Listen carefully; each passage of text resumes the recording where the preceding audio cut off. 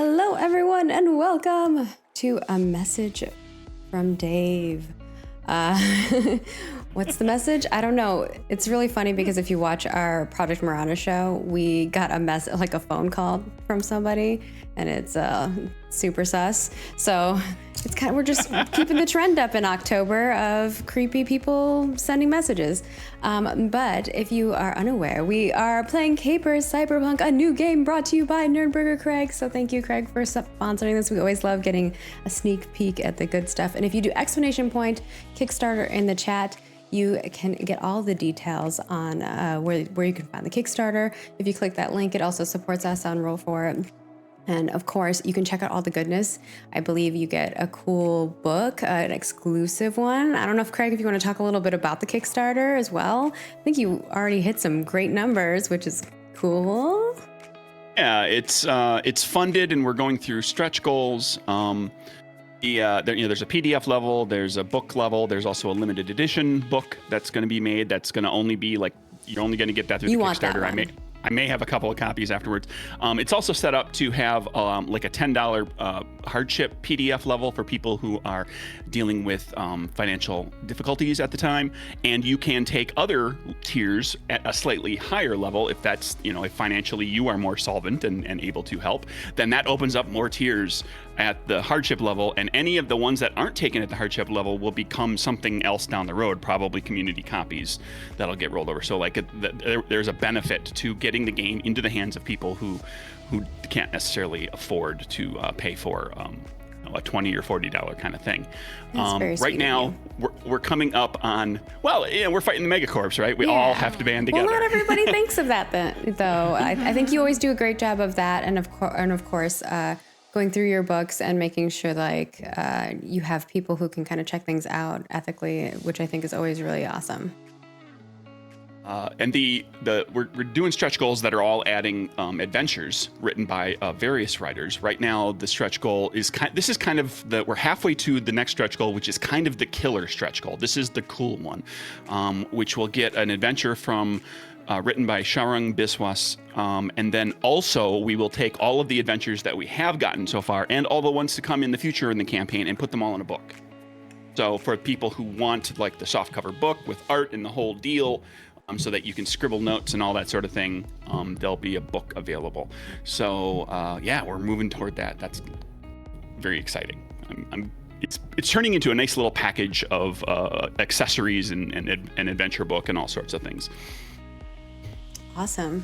Well, I'm sure people are going to be excited to check that out. Definitely click the Kickstarter, look at all the deets. There's good stuff over there. And of course, it helps support Roll For It. And we also have a whole bunch of other stuff on Roll For It. I'm not going to talk too much about it today, but we are Roll For It on all the places. You can go follow us in all of the places. And of course, we have a Patreon if you really want to support us a little extra, as well as subscribing to us on Twitch here or becoming a YouTube member over on our YouTube channel. And we also have merch at designedbyhumans.com/shop/roll4it. So if you would like to support us, there's many ways, but I want to give Craig as much time to show off this awesome game and for us to get to play it. So take it away. All right. Setup, right? In the century since superpowered people began appearing, people with superpowers called CAPERS by the populace have become more and more influential. They've shaped the world, affected economies, won wars, and driven technology and achievement. CAPERS have been commoditized, weaponized, and in some cases, vilified. Super smart and super unscrupulous CAPERS have led to a revolution in technology, in innovation, and commercial and industrial gains, and all of this has led to the rise of the megacorps over the last few decades. In our game today, it is 2023, and 12 massive megacorporations control 90% of the world and own 99% of its wealth. Those with power and money live in splendor. Everyone else ekes out a living working jobs that barely pay for the things they need to survive, and sometimes not even that. In 2023, CAPERS who refuse to live under the megacorporate thumb and be registered with the government effectively live in the corners, in the shadows underground. The great irony of the era is that it is these superpowered criminals that have the best chance to save the world from oppression and inequality. And all of you, are such capers. So let's go around and meet our freedom fighters, our capers, our people banding against the megacorps, helping the populace, and helping to make the world a better place. I don't know, when you get to know our characters, you might not believe, I might not believe that. Also, Wesler in chat cracked me up. He's like, so no different from now. Yeah. I was about to say, like, so what's in the world of the game, though? Yeah. Y'all got superpowers.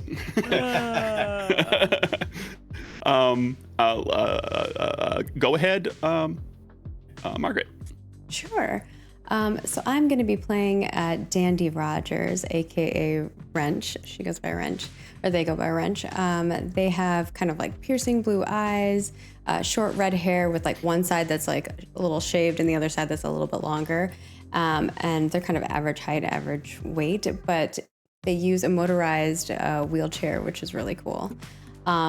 They are a mechanic and kind of have been part of like a mechanic shop that is their family shop called Rogers Repairs. And exactly what Craig was saying, that the Rogers have been struggling to keep Rogers Repairs up and running. And they're just doing the best they can by, doing the work that they know how to do. And they are sassy, reckless. They're always like chewing gum, but I'm not going to do that for this because that would get really annoying. And they like to talk to inanimate objects a lot, so you may see a little bit of that. And they're a bit afraid of animals. They also have a best friend, which is Miko, and they would die for Miko. So, and if Miko needs anything, Wrench is there for them. Like, even if they get themselves into trouble, which I feel like they often do, but I won't be the one to tell you about why Miko gets into trouble. I will let Katie tell you that. They are a thrill seeker, so they're always up for an adventure, and that's probably why Miko and Wrench are such good friends. And I think that should cover it. Do you think I covered most of that, Craig? I want to leave Everything the else will be a fun superpowers till you surprise. find out. Yeah. Cool. Segue achievement unlocked, so we'll go straight to Katie with Miko. Hi. Doing my job for me. I know. I'm Katie. I'm playing Miko today. Miko is inspired by the character that Lance Reddick played in John Wick. So very like charismatic, always wearing like dressed to the nines, like suit, always got a nice tie on. They definitely have an augmentation on your face. It's one of the first things that you notice about him is that there is some sort of augmentation that he had done. But I'm trying to decide, like, what should I tell about Miko? Because some of it is, I guess I'll say it. Miko is a little bit addicted to gambling, which is why I think Wrench and Miko get along so well and why they're best friends. Miko works as a cleaner, so Miko likes to make the messes go away instead of making the messes, and also doesn't like to use weapons. Would rather use fisticuffs if the occasion calls for it. But very charismatic, diplomatic, has slicked back hair in its small bun, very rugged features, built very strong looking, kind of like Alexander Skarsgård kind of build. Yeah, that's Miko. I guess I'll leave the rest to be a little bit of a mystery. Fonte? So hello, my name is Jeremy. I'm playing Sorry, Devontae. Jeremy. Yeah, I'm playing Devontae Davidson. Oh no, I wasn't correcting you. I was just putting some top spin on the name of the character. Both our pronouns are he, him. Devontae Davidson also goes by the name Retcon when he's out doing his capers, and I guess C squareds. That's what he calls them. I've decided right now. He calls all of these jobs a C squared. Devontae is a real daredevil type, not like the superhero, but like a person. He has always been into extreme sports. Ever since a very young age, he found that he was extremely lucky. And that luck, as it turns out, is more than just a nice little perk. It is a full-on superpower, which he discovered once when he fell off a building some years ago as a teenager. And as he was falling, it was full skyscraper, he saw untold futures in front of him, most of which ended with him smacking into the ground at varying velocities. But one of them happened to involve him landing semi-safely, at least in a way that allowed him to survive. And that pretty much unlocked his main superpower, which is essentially that he can see the various outcomes that could befall him in various like parallel universes and pick the one that he wants. And so he's a cool little dude. He wears a denim jacket, high collared. He wears goggles that have like little sunglasses that can flip up and down. He's got fingerless gloves, but with false fingertips. He wears a gas mask, which is mainly just for show, and to conceal his identity. He's got boots. He's a real daredevil type. The only place that his powers don't work is in human interactions. They work with physical stuff, but he cannot use them to better talk to people. And so his probably biggest weakness, aside from the fact that he assumes that he can survive any situation because he almost always can, his biggest weakness is that he really does not. He's very nervous when he talks to people. And so he can sometimes come across as being pretty distant. But yeah, that's Devontae Davidson, aka Retcon. Last but not least, Tracy. Yes, hello. I'm Tracy, and I am playing Ray, private investigator Ray. And I forgot my little prop cigarette, but she always has a cigarette with her, so I'm gonna have to use my pen. It helps me get in character. So she is a private investigator, like kind of working solo. Used to have a partner, used to have a Watson to her Sherlock, but they got taken by corporations some time ago. So she's kind of a lone wolf now. She carries herself very like confident and elegant, a bit more of that like sly, feminine, like almost like femme fatale, but is actually like more of the investigator side of it. So she works for herself, self-employed, and an independent detective agency, Electric Dreams. It's not really doing that well, but she's trying to really like build it up and work on any sort of investigations that she can. Again, tries to dress up pretty nice, but probably only has like one nice outfit that she wears, and she'll wear it whenever she's on a job just to kind of carry herself with that like more confident look. A like very high-tech blazer, a very nice blazer, and a like long or like a pantsuit, or sometimes like a long pencil skirt that with like slick black pumps, and you could see part of like her cyberware on her leg when she wears the skirt. And yeah, she always has her cigarette and stares off and looking for her next job. I think Ray's going to be the mom of the group because the rest of us seem crazy. Keep us grounded, literally, because we might try to jump off buildings, apparently. All right. Bunch. In recent weeks, you've been in touch with a man calling himself Dave, exchanging emails which have all arrived in the form of highly secure encrypted packets. You've learned a little bit about Dave. He works for Crane Group, which is a megacorporation, as an experimental robotics developer. He's very skilled, and at first, what he shared with you seemed relatively benign. However, recently, his emails have become more erratic and disjointed. He claims he's learned the end goal of what he's been working on, and he feels it could be dangerous, perhaps even leading to many deaths, and he clearly wants out. Earlier today, Dave sent a secure encrypted video for the first time, in which, wearing a digital mask to obscure his features, he pleaded for you to get him out of Crane campus where he's being held, now at gunpoint, under armed guard, to continue his work. He says he hopes to send more information, but is unsure when he'll be able to do so due to the security around him. And you are now meeting with your friends to discuss what to do, perhaps talking to a private investigator that you know. All right. So I'm meeting with Miko and Devontae, and we're gonna all of them, as far as I'm concerned. Oh, and Ray. Okay. Come to my office, yes. All right. Wrench kind of pulls out. Do I have like a laptop? Or can I have a laptop or something? Or Do a you? data pad? Absolutely. Yeah. The general rule here for a one-shot was, give yourself the equipment that is appropriate to you for your character to do what it is they do, unless it's like ridiculously expensive. Then we talk. But Okay, laptop, sure. Wrench wheels in their wheelchair up to Ray's desk and then just plops down a laptop and kind of angles it so that all three of you can see, and plays the video of Dave. And then after it plays, Wrench is like, look, I know, Miko, you told me not to talk to that guy anymore, but I was intrigued, so I kept messaging him, and now he's got like, I don't know, I think he's in deep, and I want to help him. Why do you always get yourself in these messes? I mean, I don't try to, but sometimes I want to just help people if I can. I glance over at Devontae and Ray. Do we have to clean it up? Yeah.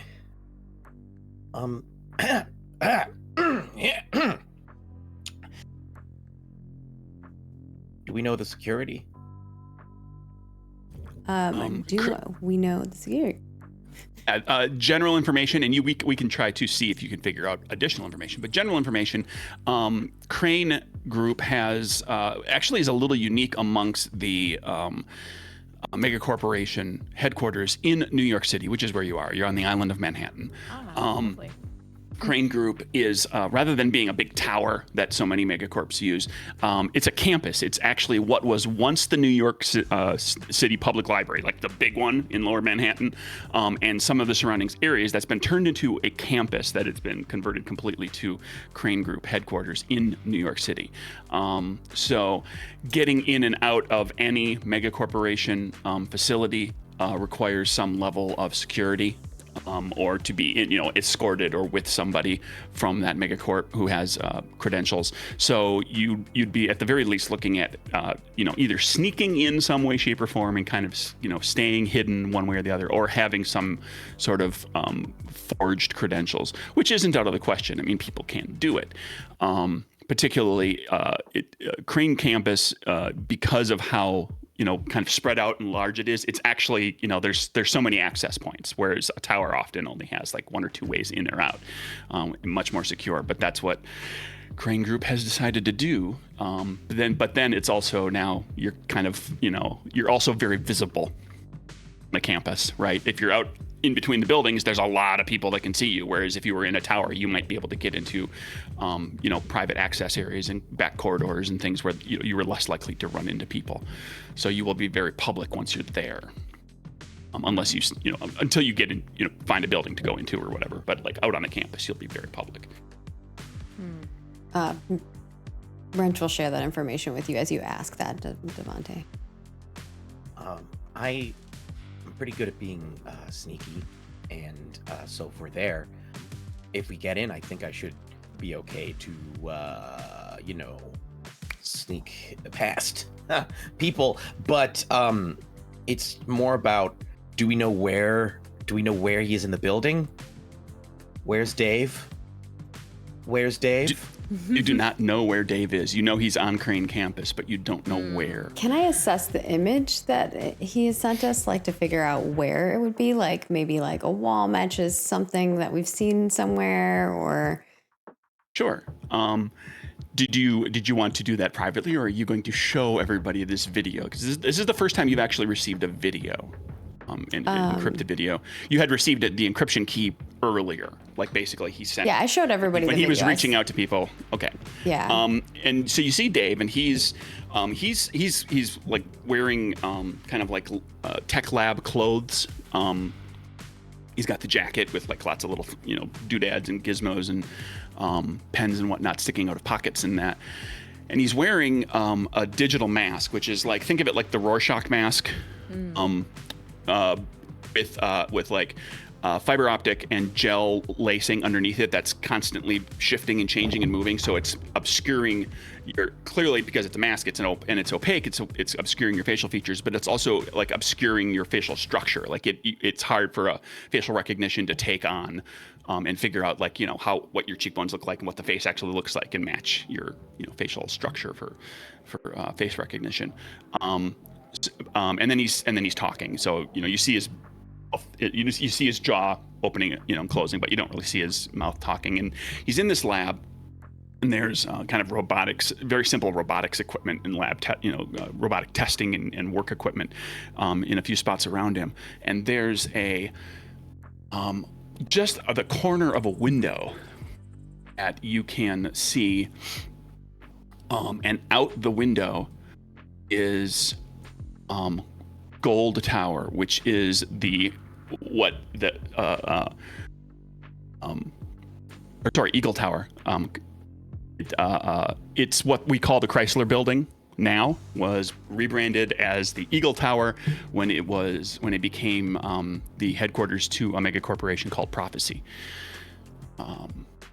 So you can potentially try to run to kind of figure out like where he is relative to, like, you're looking at the tower from a certain direction, from what you can try to calculate distance, and but you only have one. You're on Crane campus, so it's a question of like, where's the unobscured view? I'm not the most perceptive, so I think one of you who is maybe is the one who points that out. Yes, I think Ray would point that out with her keen perception, and she kind of deduces, well, I see the Eagle Tower, which is it's a bit more east of Manhattan, so it could be that in relation to the campus, he might be more on the east side. I think the Chrysler. Somebody looked up Chrysler Building on Google Maps. I'm a New Yorker. I'm from New York, so this is actually. Never mind. Somebody has Google Maps in their head. So yeah, the Chrysler Building is on the east. Is kind of on the upper east side. Yes. Okay. Yes. Closer to the river, across the river from Queens and Brooklyn. Mm-hmm. And then the public library is kind of south and somewhat west of there. It's kind of in the center of. Yes. Okay. Manhattan, kind of halfway between the tip down at Battery Park and up by the Central Park. It's kind of right in the middle. So this would be probably like northeast corner of the campus, and a building facing. They're either right at the edge of campus or a little ways into the campus, but with a shot like between, like, where you can look out between buildings and not see other buildings until you get kind of outside, where you get a fairly obvious view of. Yes. So it's looking like Eagle Tower. We need to forge some documents. Got a New Yorker. Something? That's awesome. How are we going to get in there? That remains to be seen. It seems our friend Devante here is skilled with being a bit more sneaky. It's not usually my normal way to. I ain't sneaky. Wrench kind of pulls back away from the desk, and you can see their wheelchair. I think people can hear me a million miles away. I could create a distraction. Or we could act like we belong there. Also not my forte, do the talking. Though. Does anybody think that they could actually try to forge a rudimentary document, like it's something that would pass a cursory visual inspection? Because if they're not on lockdown, you imagine that people might just like they're going to look for a badge. Like, oh, you're wearing a badge. Okay, fine. Yeah. Well, if they're not on high alert Wrench or something. could try to create a badge. Just a badge, maybe some lab coats, with the logo on it. Like we find somebody and just shake them down. Would it help? Just shake them down. Would it help if I just pickpocketed somebody? I could just go there and steal their badge. That's and then not bring a it bad back idea. And clone it. Yeah, that would get you actual badges with actual actual swipe card. Do you think you could do that? I can steal badges. You bring me one of those badges. I think I could probably figure it out. Yeah, maybe with our faces or something. Yeah, I can do that. Okay. I just run and jump out the window. Okay. Well, he's got to do at least. It's a bit of a walk from where I am, so we might be waiting a bit. You got a little time. Well, the group What are we of doing in the you, meantime? the group of you, give some thought to, and you might pop into the chat off the talkie here. I'll walk with, or talk to Devontae, to Devontae. We'll have a little see what he can steal. If you think of something that your characters are doing in the midst of all of this, because they're, like you said, you got to procure lab coats, anything that's going to make it look like you're kind of supposed to be there, especially if you're expecting to go into a building that has like scientists and technicians and the like in it. Sure, let's split the party right out of the gate. Here we go. And that's okay. So you make your way over to Crane campus, and you could go on to campus. You could kind of stake out some spot, see if you can catch somebody that's kind of leaving or coming, leaving or arriving. Yeah, I want to do it I want to do it near the campus, but not on the campus, if possible. So let's do this. Let's have you make a perception sense check to pick out an easy target. And then we'll have you make a check to, based on what kind of target you end up with, we may end up, you might end up with like a tougher target, and we'll have to figure that out. So this is perception, and I have a 2 in perception. So does that mean I draw 2 cards? Or just one? What'll happen? I'll run through this for everybody because it's a refresher for people who haven't played for a while, and for the viewers and you and so forth. Basically, every trait check in the CAPERS games is you have 6 traits, which are charisma, agility, perception, expertise, resilience, and strength, and then a number of skills. And it's a skill list that you'll recognize from a lot of games. And you will make a trait check where you will be able to flip a number of cards equal to what is called your card count. And your card count is equal to your trait score that is called for the check, plus 1 if you have the appropriate skill.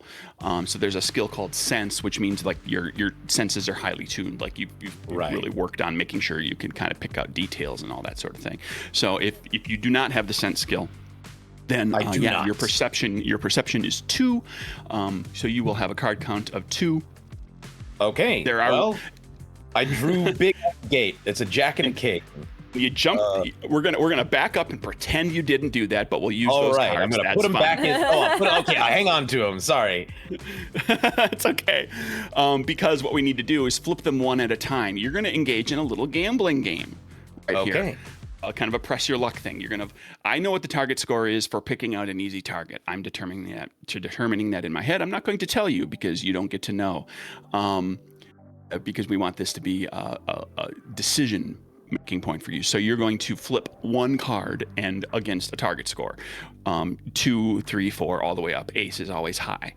All right. So give me 1 card, and you can just flip a card. Yeah, this one is king. King of diamonds. So, the pip value of the card determines success or failure. High card is better. So king, very, very good. Diamonds, the suit determines the degree of success or failure. So with a success, basically the way it works is that the red cards are always kind of middling. It's alphabetical from clubs up to spades. So clubs is the worst. Clubs always comes with like a complication or a botch or something like that. Something bad happens. And then spades always comes with something good. So in this case, you've got a king of diamonds, which is likely a success with a king, but it's diamond, so it's like nothing's extra good, just kind of a basic success. If you had a king of clubs, you might, be more inclined to say, I don't know if I want to take that, downside that comes with it. I might gamble and flip another card. You might gamble for the to the idea like I want to try to get something with spades and get like a really good success, but it's your call. I'm okay to stick with king because I feel like I'm just trying to scope out an employee. I'm hoping that king will carry me through the ability to scope out a potentially easy mark. Okay, and I'm going to do even though your character has the ability to look at the future a little bit, you have everybody. Jeremy took probability manipulation, which is the power that somebody in the game always takes. I've discovered, like, it's a beloved power. Like, players read the game and they're like, oh, that's really cool. I'm going to make you discard that jack because I don't want you to freely know what the next card's going to be. Because you had a jack after that king, right? Yes. We're going to make you work for it a little bit. That's okay. Don't worry about it. So you've picked out what you think is a pretty easy mark. Somebody who is leaving, so they're not going to be missed. And they're wearing a badge openly on their, hanging off their blazer. So they're not necessarily looking like techie kind of scientist-y, maybe more executive or administrator, but they're right there, they're alone, and they're going kind of around a corner and kind of out of sight of a lot of other people. All right. I'd like to pickpocket them. I've been listening. I will say, whenever I'm out like on a C squared, a caper, I pop in the headphones and start listening to music. So I've been listening to like Roy Ayers' Everybody Loves the Sunshine as I sort of like slip over towards this person. And I would like to, with my stealthy and sleight of hand abilities, just casually pickpocket their card as I sort of pass them at a fast walk. Jump and run. Okay, so that'll be agility, sleight of hand, check. What's your agility? 5. 5, because you are super agile. Everybody, for in the game, normally your traits go 1 to 3. They only go up higher if you have a super ability. In this case, Retcon is super agile, super agility. So 5. And do you have sleight of hand? Yes. So 6. So you've got a crap ton of cards. Yes. So yeah, let's just flip the top one. The top one and decide whether you want to stick with that or not. Top one is a 9 of clubs. So that's okay. Not so so a good. 9 is not the best. It's also clubs, which means that if it is successful, it will come with a complication of some sort. Yes. Can I flip another one of the 5 or another one of the 6? I guess. Yes, you have up to 6, cards that you can flip. You will keep going until you decide to stick with it, or you get to the last card, or you flip the bad joker, in which case you immediately fail, botch, and end your turn. Oh my goodness. Okay, I just realized the 9 was actually 9 of spades, and I pulled an ace of clubs as my next one. Ace of clubs. Okay. The ace of clubs is my favorite card. It's an ace, so it's considered to be a success automatically with a boon, but it's clubs, so it comes with a complication. Like the best of both worlds. It is literally my favorite card as the GM. Okay. Let's stick with the ace of clubs. I'm happy with that. A little bit of a complication, but a success. Or a likely success, that is. Okay. Okay, so you go up and you kind of do the bump and run. You grab deftly grab the badge off their lapel jacket and make it on your way. And it's only after you have the badge in hand that you realize, well, you know what? This person's name is Seamus O'Donnell, and they have fiery red Irish hair. So they like if you're going to use anything about that badge, the name, impersonate that person, it's going to be harder to do. But you've got a badge that will get you through some doors. I have faith in Wrench's abilities. I think our team is solid. I'm just going to be like, they'll figure something out, and then make my way back. Just like grab onto somebody's car, hop onto it, and car hop the rest of the way, like back to the end. Just like about 30 minutes later, I hop back in through the same window, and I'm like, okay, hey. so you're riding on people's cars. All right, fun. I'm going to do this real quick. The group of you who are back behind waiting on this, you've got time to kill. Have you decided? Is there anything in particular you were? Yeah, I think there's do? a few things we want to do. Well, before I usually take on a job, I like to do as much research as I can before I go into the job so I know what I'm getting myself into. So I think what I would like to do is maybe a little more research on the Corp, on Crane Corporation, and what their like motives are. Like what's their goals? Like do they have any upcoming like big things? Like what's the deal here? And maybe that can help us get a little more insight on what's going on with Dave. So yes, I would like to maybe do some research on the corporation while we're kind of waiting for this. Okay. Like online sort of research? Yeah, and maybe Wrench, I'll ask Wrench if they can help a bit with this research, and we can do a little digging on the corporation. Yeah, Wrench will be down. Okay. Let's do an expertise. I'm trying to remember now because every version of the CAPERS games has like a slight variations because of level of technology and like stuff that you're going to be able to do. I'm trying to remember. And I've got a stupid GM screen kind of thing. I was thinking I should pull that up. But I'll get my book up in front of me. Yes, everybody, the book is laid out. I'm in the midst of proofing it, so this is going to be a relatively quick turnaround, I hope, on the game. Craig made some changes just for us too, because there was a little confusion. There was some confusion. Some people picked out and said, this could be better written. I'm like, I agree. That could be clearer.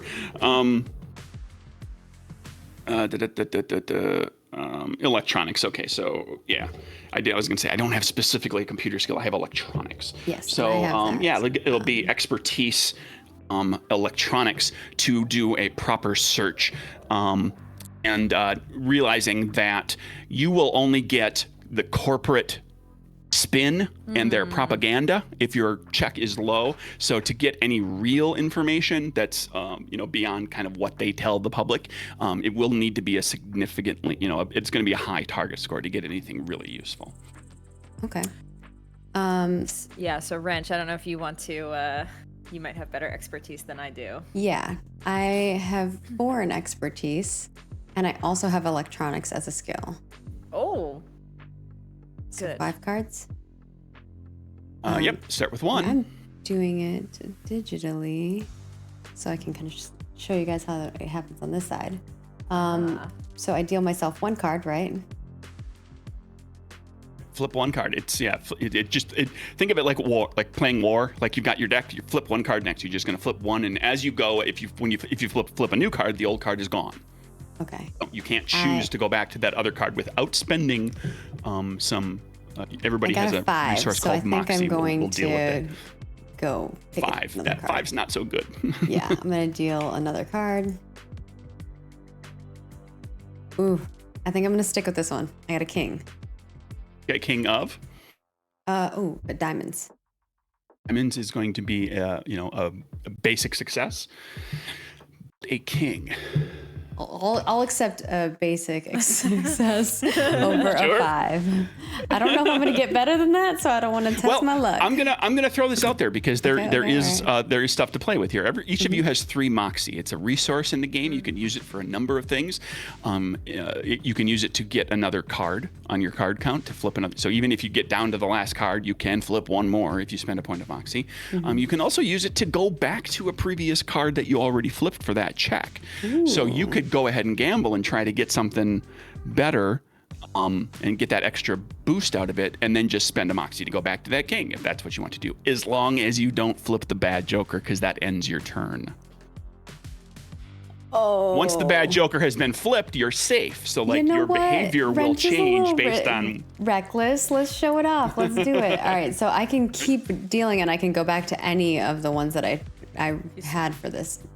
This check, yes. For this check. All right, we are gonna try that. I got a queen of clove. Is this clover? I think that's clover. Clubs, yeah. Clubs, sorry. Queen is good. Clubs is a complication. Man. King is better. Yeah, all right. We're going to keep going. I have 5 cards, right, for this? Yeah, and you've done 3 so far? Yeah, 3. Mm-hmm. 9 of spades. No. 9 of spades. Yeah, it's not good. Spades is a boon. Spades is a better success, but Okay. it's a 9. Oh, yeah. Keeping in mind that the base target score that you're probably the lowest target score you're probably ever going to see in the game is an 8. 10 hearts is my last card.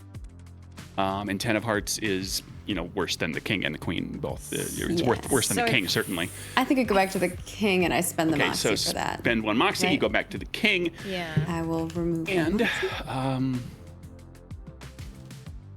moxie. Crane Group, and this is something you'll see in the game book, like the megacorps have a write-up that talks about kind of what they're all about, and they have, every group has, every megacorp has hearts and mind industries and bread and butter industries. Hearts and minds industries are the ones that these are the ones that they're very public about and that they spin, and they want to try to win the hearts and minds of the people and be like, oh, we create, we make these great things for you. Like with Crane Group, they are known for affordable cyber tech. They do a lot of food, they produce a lot of food.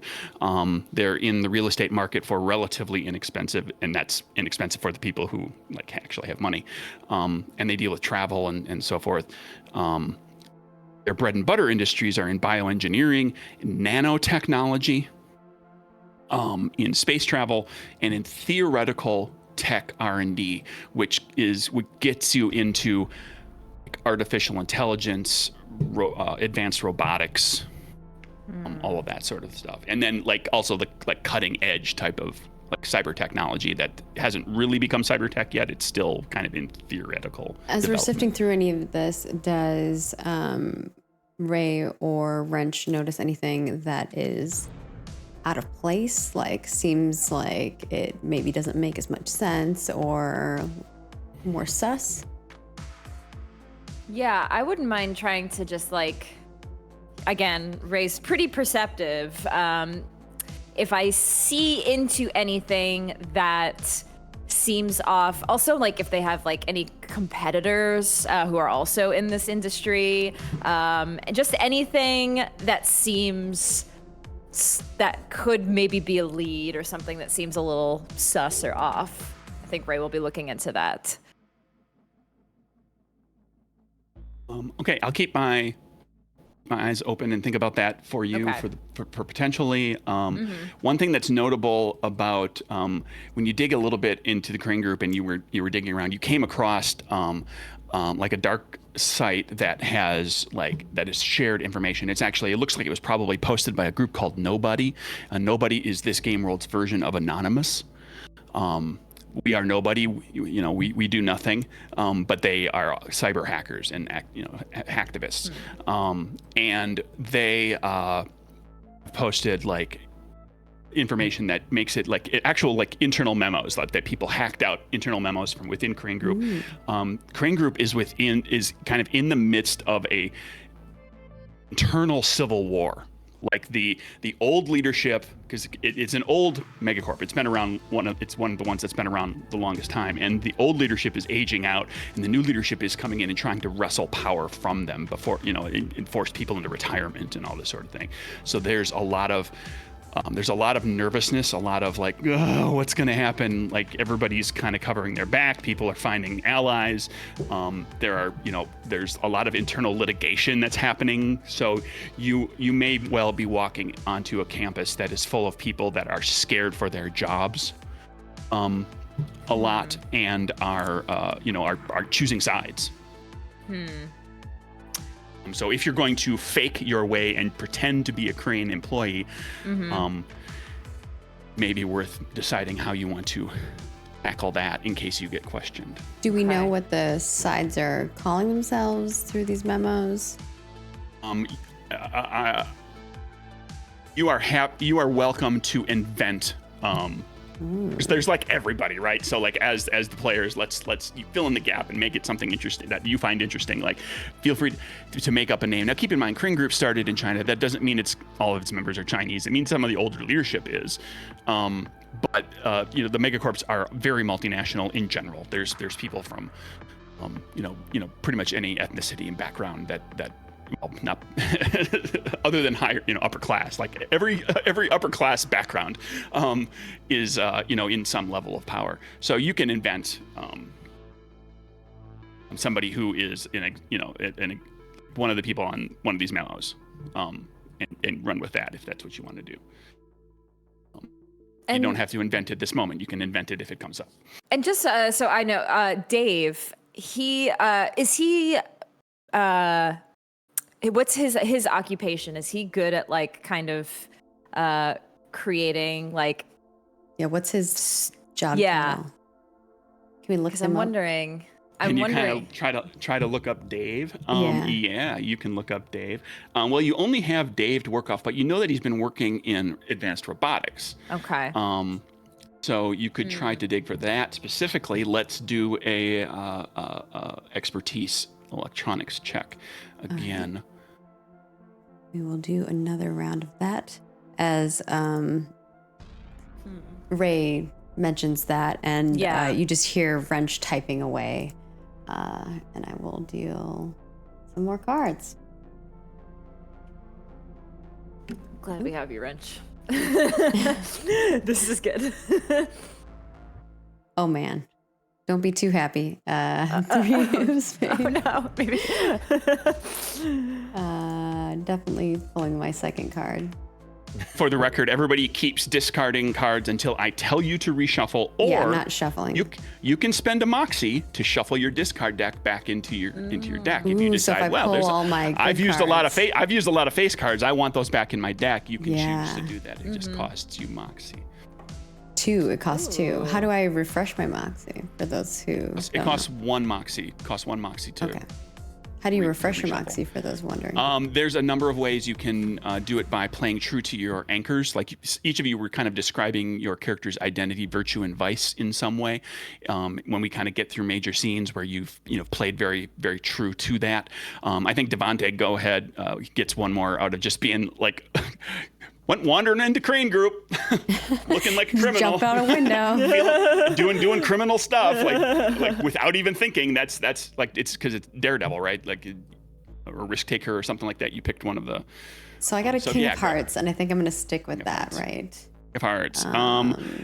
Well, the name is you hearts is natural, right? Like it's not. the red cards are just basic successes. Yeah. It's always clubs is bad, spades is extra good, Cool. and then the red cards are just they are. The name that you come across is David Alberg. Oh, he Who didn't is use in that. robotics. David Alberg. For those asking in chat, who's Dave? Now we know. Ish. Yes. I think during this time while they're researching, Miko would be procuring lab coats, because my mind thinks Miko has a resource that he can go to, kind of like a costume shop where he picks up things for the jobs that he might need to take care of. So I think Miko pops out to go to a special shop to pick up some lab coats for us. Miko pops over to Spirit Halloween Yep. and picks up appropriate costumes for everybody. And so that's what Miko's been doing, is just kind of getting some nice lab coats that will pass for hopefully employees of Crane Corp. So I'm gonna Sure. do that, and I'll arrive back with a nicely folded over my arm for white lab coats. Oh, you got him. Yeah, it was Sure. pretty. Lab coats, plus, like Wrench will have, because yes, you work on vehicles, but vehicles nowadays have electronics in them. So you've got, if you want to have like little doodad, like little tools and things that you like, not like, Yeah, I Hunking said on that an I had. engine. I put that I had like a data tap, a bug detector, a bug, an AR, headset, cell phone, drone, rope, flashlight, obviously the wheelchair, electronics toolkit, a mechanics toolkit, and a shotgun and shotgun ammo. But I didn't put that I had a laptop. That's why I was like, can I have a laptop? yeah, don't worry about it. Okay, cool. Yeah, so you've got your various toolkits. So everybody could kind of outfit them. You could have tools in pockets and kind of beyond just like, oh, look at me, I'm just, because how Halloween costumes, like they're the basic thing. Like you actually usually have to do a little something more to them to make really 'em- kind of flesh them out. Yeah. So yeah, you can do all of that. And then was that everybody in everything you guys wanted to do? You all wanted to do? I think so. Yeah. So we got a little more info. Well, now sus- what we need to do is figure out where the robotics lab would be in this place. Right. Well, I guess we kind of have an idea of where he's at. Yeah, like potentially northeast corner. We know that he's in robotics, and we know that the company's kind of in a bit of a weird spot right now. So maybe they're kind of.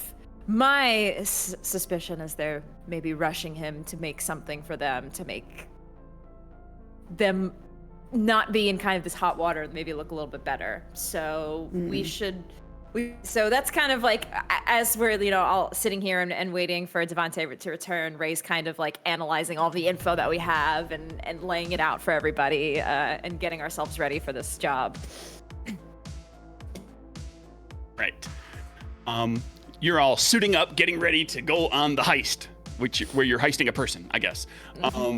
And Devante rides a van back in, like the top of a box truck,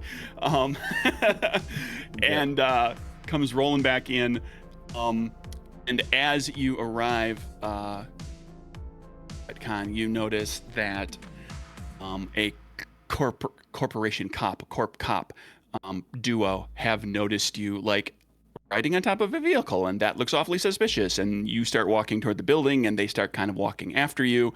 I wanted to ride it. Are there flying cars? Oh, never mind. Then I wouldn't ride on people's cars. I was thinking that I would be able to Frogger my way back up to the window and hop back in through the window. But if that's you wanted to pull an Attack of the Clones. Yes, a reverse Attack of the Clones. Where you jump between. Okay, I gotcha. Yes, a reverse Attack of the Clones. But if that's the case, then I would probably just take a bus. Okay. So you get back. Yeah. For everybody who's involved in this, it's worth noting that CAPERS Cyberpunk it's not your traditional Cyberpunk of like dark and street shadows and it's always raining in chrome and neon. It's also a supers game, so that like you're fighting the megacorps in the daylight, like, and it doesn't the technology level isn't quite to like, it's not Blade Runner kind of level. Stuff. It's not quite to that yet. If we do supplements, maybe. But if you do have any questions about like how it varies from what a lot of people's perception of like the cyberpunk aesthetic is, please ask. Absolutely, I'm happy to describe that and kind of fill in the blanks, because we don't want to have this was easy to retcon, but we don't want to have like a key moment where we just like suddenly. Somebody has misinformation and makes a decision based on faulty info. So you get back, and you walk in to see everybody kind of suited up and just waiting for somebody with a badge, and here you are with Seamus O'Donnell's badge. I just like spin it over onto the table, and I say, "Can somebody update me, please?" Wrench will grab it. They'll update you. I'm gonna work on this, and Wrench gets like excited and starts just like ADHD, like hyper focusing in on this badge. Well, we've learned a couple of things about the corporation, about Crane. They are essentially trying to make themselves look good, but the company as a whole is not doing too well, and probably the employees will. They're not exactly in the best spot right now. So that's something we have to keep in mind when we head in there. We know that Dave he works in robotics. So very likely they're using him to work on something of theirs to maybe get themselves ahead if Dave is pretty good at and skilled at what he does. And we got lab coats, so we're going in. Oh, great. Do we know what they're working on? Maybe they're making him do. We didn't get that much information. That still remains to be seen. Yeah, didn't get the boon for the extra info on the check. All right, no problem. Yeah, okay, sounds good. Give me my coat. But we know a list of like what they're working on. I don't think this has anything to do with the food, though. Oh, can I look at the list? Yeah. Sure, yeah. I can recount that too. You don't have to. I remember some of it. I would like to say, yes, I'm like looking down the list. I'd be like, so is Dave an AI? He's a person. He works did in the robotics. I don't think he's an AI, But they have an AI. They have an AI listed. They're doing a special AI. Theoretical tech R&D is one of their bread and butter industries, and it's gets into basically anything that's cutting edge, which includes high-end cyber tech. It includes or like new biotech, nanotech. Well, nanotech's on the list as well, and AI and all right. Downloadable, like downloading the singularity and everything, like the idea of downloading a person into a computer. it could be AI. They could have downloaded somebody else into replicating him. you with a computer. Yeah, I predict that he's either an AI or he's working on an AI. That's my call. But then All why right, would he what be other- who else messaging wants me to take trying bets? to get my help? Because you need to get it. Because you're a computer whiz. He wants you to get him out of there. Maybe he's on this. Maybe he's on a flash drive or something. Why wouldn't he just upload himself into my computer then or something? Don't question it. I'm making the prediction. Also, And then I you wanna- throw he was I held throw up a by dollar down on the gunpoint, table. so I don't Yeah, know how an as soon as AI you- is held up by gunpoint. I throw a dollar down on the table. It's a metaphor. As soon as you Oh, do we that, gambling? I have I take out a bunch of money and I start putting out. Who's betting on this? I'm betting against it. How about that? I'm betting against that. I think You Dave's gotta a pick person. one. You can't just bet that I'm wrong. You gotta bet on that you're right. Pick one on the Okay, list. I'm betting that Dave is a person, and Wrench will also pull out some money from the side of their wheelchair and toss it onto the table. All I look over. right. Yeah, I look over to Ray and I have a little book out and I'm writing down everybody's Yeah. bets. My prediction is that he's either an AI or working on an AI. That's working on an AI. He's Devontae's probably prediction. working on it. I don't think he is AI.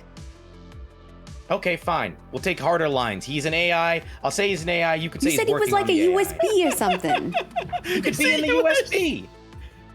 Maybe it's a big USB. Well, at least he'll be easy to carry out of there if he is. Exactly. This is true. We just gotta find him a body. Wrench, But- how have the conversations been with Dave? I don't Has think it he wants been- my body. Has he been human sounding? Has he been human? I sounding? mean, we didn't see his face in the video. It could have been anybody, really. It's true.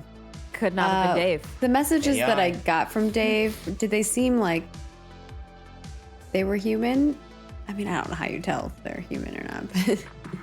But Any of you wants to make a expertise electronics check to posit a theory or to kind of maybe see what you're kind of noodle out about all right, I can look into this, but then I'll go replication of human style speech and it's Yeah. gonna take me away from this badge. So this isn't like this is like what you can noodle out in the moment. This isn't necessarily you could be thinking about this while you're working on the badge. oh, okay. This isn't like everybody's going to go into research mode for It 3 makes the most hours. sense for me then because I'm the one who has read all of his messages. Can more than one of us So do it? yeah, you'll gain advantage on the check, which will give you an extra card on your card count. Ooh. Anybody, multiple What were you people saying, can make Jeremy? the checks. Sorry. All right, cool. So yeah, I'll draw 2. Okay. I will draw. I have 6 to this now. If I need 6. This is Wrench's deal. I got a 10 of spades. I got a Not 10 gonna of diamonds, Ooh, that's not bad. which is red is generally worse, right? No, good. Red is Red is just good. standard. Red is middling. Red Clubs is not bad. dead. Ooh. All right. Well, you're doing better but than me. 10 I is just got a decent. 3 of. I'm sticking with the 10. Yeah, I would. Keep going. 10 of Oh diamond. my God, 6. Not Anybody good. else flipping? I'll these two? flip. Oh, welcome. Why not? Join the flipping. I look forward to giving people conflicting information. I have no problem. Oh, I love that. So it's expertise, and then right? we get to So- argue in character. Expertise electronics. Yeah. Okay, I only got Ooh. 2. I got Same. Jack of 2 Two. of diamonds. 8 Not of helping. hearts. Not the expert, Miko. 5 of diamonds for me. Oh, that's So Miko's still like, not I'm the waiting expert. for others to tell me what's going on. Ooh, Jack of Hearts. I'm gonna stick with that. That is. Hey. Okay. I had 1 card left if I would have wanted. I'm gonna stick with this one. I'm not gonna roll anymore. Okay. And Ray got. I got Tracy, an you 8 of hearts. 8 of hearts. Okay. And then So- Which I'm gonna Devontae, stick you with. had a 10. 10 of diamonds. 10 diamonds. The and wrench. Okay, I'll say this for what Devontae knows, your assertion that this is an AI, or Dave is an AI, or is somebody working on AI, like nothing you know about how potentially AIs function and how this could be, like it all makes sense, like that is perfectly feasible. Like I'm not shooting down anything, because you logic kind of logicked it out, and like that all kind of makes sense. Wrench, given that you were also seeing kind of all the emails, you haven't had everybody else has seen the video, but you've got this history of emails. The emails, initially the emails were very tentative and hesitant and didn't reveal a lot, and like seemed like somebody was kind of just reaching out to find somebody to communicate with. And then as they went along, the emails got like a little more relaxed and a little more like felt more personal and more personable, which would support a person who's gotten to know you and become comfortable with you. Yeah. On an emotional level, but also would support an AI that's learning how to talk to you. And then the video doesn't actually solve a single thing as far as making that description, because you seeing a person who is completely covered, you don't even see a skin color or a hairstyle, much less see an actual face. So the video, in thinking about it, like the video almost feels like this is me telling you where I am, by letting you figure out exactly what you figured out and not having to say it, because there's the potential of if this gets caught, if they're sending out this encrypted message and it gets picked up by filters, or somebody firewalls it and like it alerts anybody, like the more they give away, the more information they provide, like the more they incriminate themselves on like being a traitor to the company and all of this sort of thing. And it could, so like the information that you got from them came in first, initially came very kind of bits and pieces that you kind of pieced together over time. They never just blabbed their whole life story out to you. And then this location came out of something visual in the video that they never actually said anything. So if the audio had gotten caught, they weren't giving themselves away as revealing anything. Did Ray get anything from there? Any other piece from theirs? Nothing in particular outside of like I'm not gonna say anything that influences their Right. like they've each decided what they're betting on.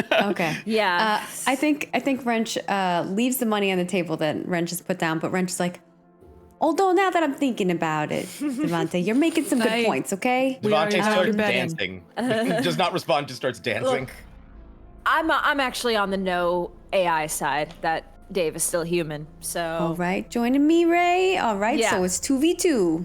Yep. So we'll see who makes it out. How much we betting here? I put down $1, but I can put down more. I see that Miko took out like a fat stack. So Yeah, I took out Because There's like probably a couple hundred. it's not worth betting unless Yeah, so I took out a huge, like, there's a couple hundred, which I put down next to the $1 bill. I think Wrench just put That retcon. down. Well, do we have to keep upping the ante? Is that how Wrench and Miko see it? Oh, I think, well, you encouraged me, so yes. I feel like it would definitely be like, All right, so if Miko puts down a couple hundred, then Wrench will put down a couple hundred, like match. Wait a second, give me a minute. I just want to jump out the window again and run down the street and pickpocket as many people as I can, to just like very quickly, and then zip back up, and then another stack of money. Like, all right, cool, I'm in. and it's like writing things down in a little black book that I have. And if Ray does put anything in, Reluctantly, Ray will also match the. She thought it was gonna be just kind of a smaller, fun little. Well, it started bet, with but $1, and then it went to $200. is a lot, but she's not gonna be the only. Like she'll match the amount. people on the stream, people listening to the stream right now, watching the stream right now, it's your bets. Yeah, place your bets in chat. Tell us, I like tell that, us, yeah. tell us what theory you're going with, or maybe there's a different theory. Maybe nobody in the player group has figured out or come up with a more accurate theory. Throw it all out there. If somebody in the chat gets it, like dead on, like to my satisfaction, and you're just gonna have to go with my judgment on that. And I'm not saying any of these people are right. They might be, they might not be. If you get it exactly right and you call it that way, I will get your information through Maggie, and I will give you the PDF of the game. Nice. Whoa. All You won't even have to back. You won't even have to back it. Predictions, go Okay. But it has to be. It has to be a clear prediction of like, put a little detail into it. If you can satisfy, and we'll talk about exactly what criteria were at the end too, so people know that I do have criteria in mind for what I would be looking for. So let's have fun with that when we do the little post show. We can figure that out. Awesome. So Are we ready to go? Are we ready to go raid the robotics lab? Yeah. I think that I need to make the badges, right? Yeah, Or is that you've been easy? working on that. Yeah, I mean it's a question of you don't know for sure, because like it doesn't, like it's just got a name, and like a barcode and like a QR code kind of thing. Doesn't look exactly like a QR code. It looks like something proprietary. Like it's not something you recognize that you'd be able to scan and get anything useful out of. And then a picture, and it's got a swipe, strip. So you're going to be able to open some doors with it. You're not sure which ones, but you can, kind of peel the face off and put a, put a new name and a new photo in there easily enough. Visual inspection, just somebody walking by, glancing at it, it'll look fine. If somebody comes up and looks really closely, they're going to see that, like, you've inserted a photo that's not like printed onto this card to begin with, underneath the lamination, or they might see like where you peeled the lamination or any of that kind of stuff. Okay. And so if you wanted to do something simple like that, that's no check. That's like, you can just make it look like it'll do the job for. I thought the goal was that we're going to make quick visual duplicates of this so that we each had a badge. Oh, if you want to do that, then that becomes kind of a check thing. Oh boy. Like to That feels clone an the awful card, lot. basically. Yeah, like to make multiple cards, like dupe the cards and then put ourselves into the system type of thing. Oh, well, Which that's might a be whole nother too level. full. Like Yeah. that's hacking the megacorp. I mean, you could fake your way. You could dupe the card. You could clone the card and make a card that has your picture and whatever name you want to have on there, as phony name, or your real name if you're a risk taker like some people. And you could do that, like getting yourself into the system, so that if somebody was going to do an actual check against the system, that's hacking a megacorp. Okay, so that's not out of the harder. question, but something that you'd have to do. But I'm happy to let you flip cards. You haven't hit the good Joker yet. All right, I think Wrench will discuss this with the group because that is kind of a big decision to make. So how are we doing this? Do you want me just to put one of your pictures on this? Or are we making duplicates? Are we gonna hack this megacorp and put ourselves into the system? Well, I guess there's also the question. I was wondering, does every employee have their own unique code, or is it just that there's a code that says yes, I'm here, and if the photo matches, then you're good? So like if it's that everybody has their own individual code, then yeah, I guess you might have to hack us into the system. But if it's just like a regular code that's like, oh yeah, it's that this person is allowed to be here, then they might not need that. Well, I don't know. I just have this one badge, so I don't have anything to compare it to. I have to hack in the system if I'm gonna figure that information out. All right. I'm fine either way. Can you bring your setup and we just do it on site? Yeah, I could try that, but then if someone sees me, that's a whole other pickle that we're gonna be in. All right. Are there like public bathrooms or anything that we could go to, GM? On the campus? Well, yeah, or near the campus. I mean, you could find a place to go on the campus to do. I mean, this is a near future world where you can get wireless, basic wireless internet interface pretty easily. Any restaurant, any cafe, any right. So you could find a place to go and do something if you needed to off the campus, or then there's on the campus as well. There's almost certainly people. There's probably like a secure, there's going to be a secure network and a secure protocols to get on anything that's official and proprietary for Crane Group. But there's also probably, if somebody who's working at Crane Group wants to play a stinking video game or jack into some cyberspace for discussion meeting room that's unsecure, it's just basic. It's like there's two networks effectively. So you could, that sort of thing is also hacking from there into the Crane Group system can be done from inside or outside of the campus. I'll just say we can go to the campus. You can go to a bathroom or private spot, and nobody will see you, and you can just do it, and I can get you more badges. All right, we could try it. Okay, but only if everybody's okay with it. I think that's fine. Around. Let's do that then. Okay, let's go. All right, I hop let's back head out out. the window. I'm not going out that way. Yes, there is a front he jumps door. out the window. Everybody else just kind of looks out the window and then walks downstairs. Yeah. All right. So the group makes their way over to the Crane Group campus. There's a north end entrance. As you arrive, and you all knew this living in New York, but just for the purposes of telling the story here, the New York Public Library building, the big one, that people may know from some movies, is there. It's still there. It's an administrative building now.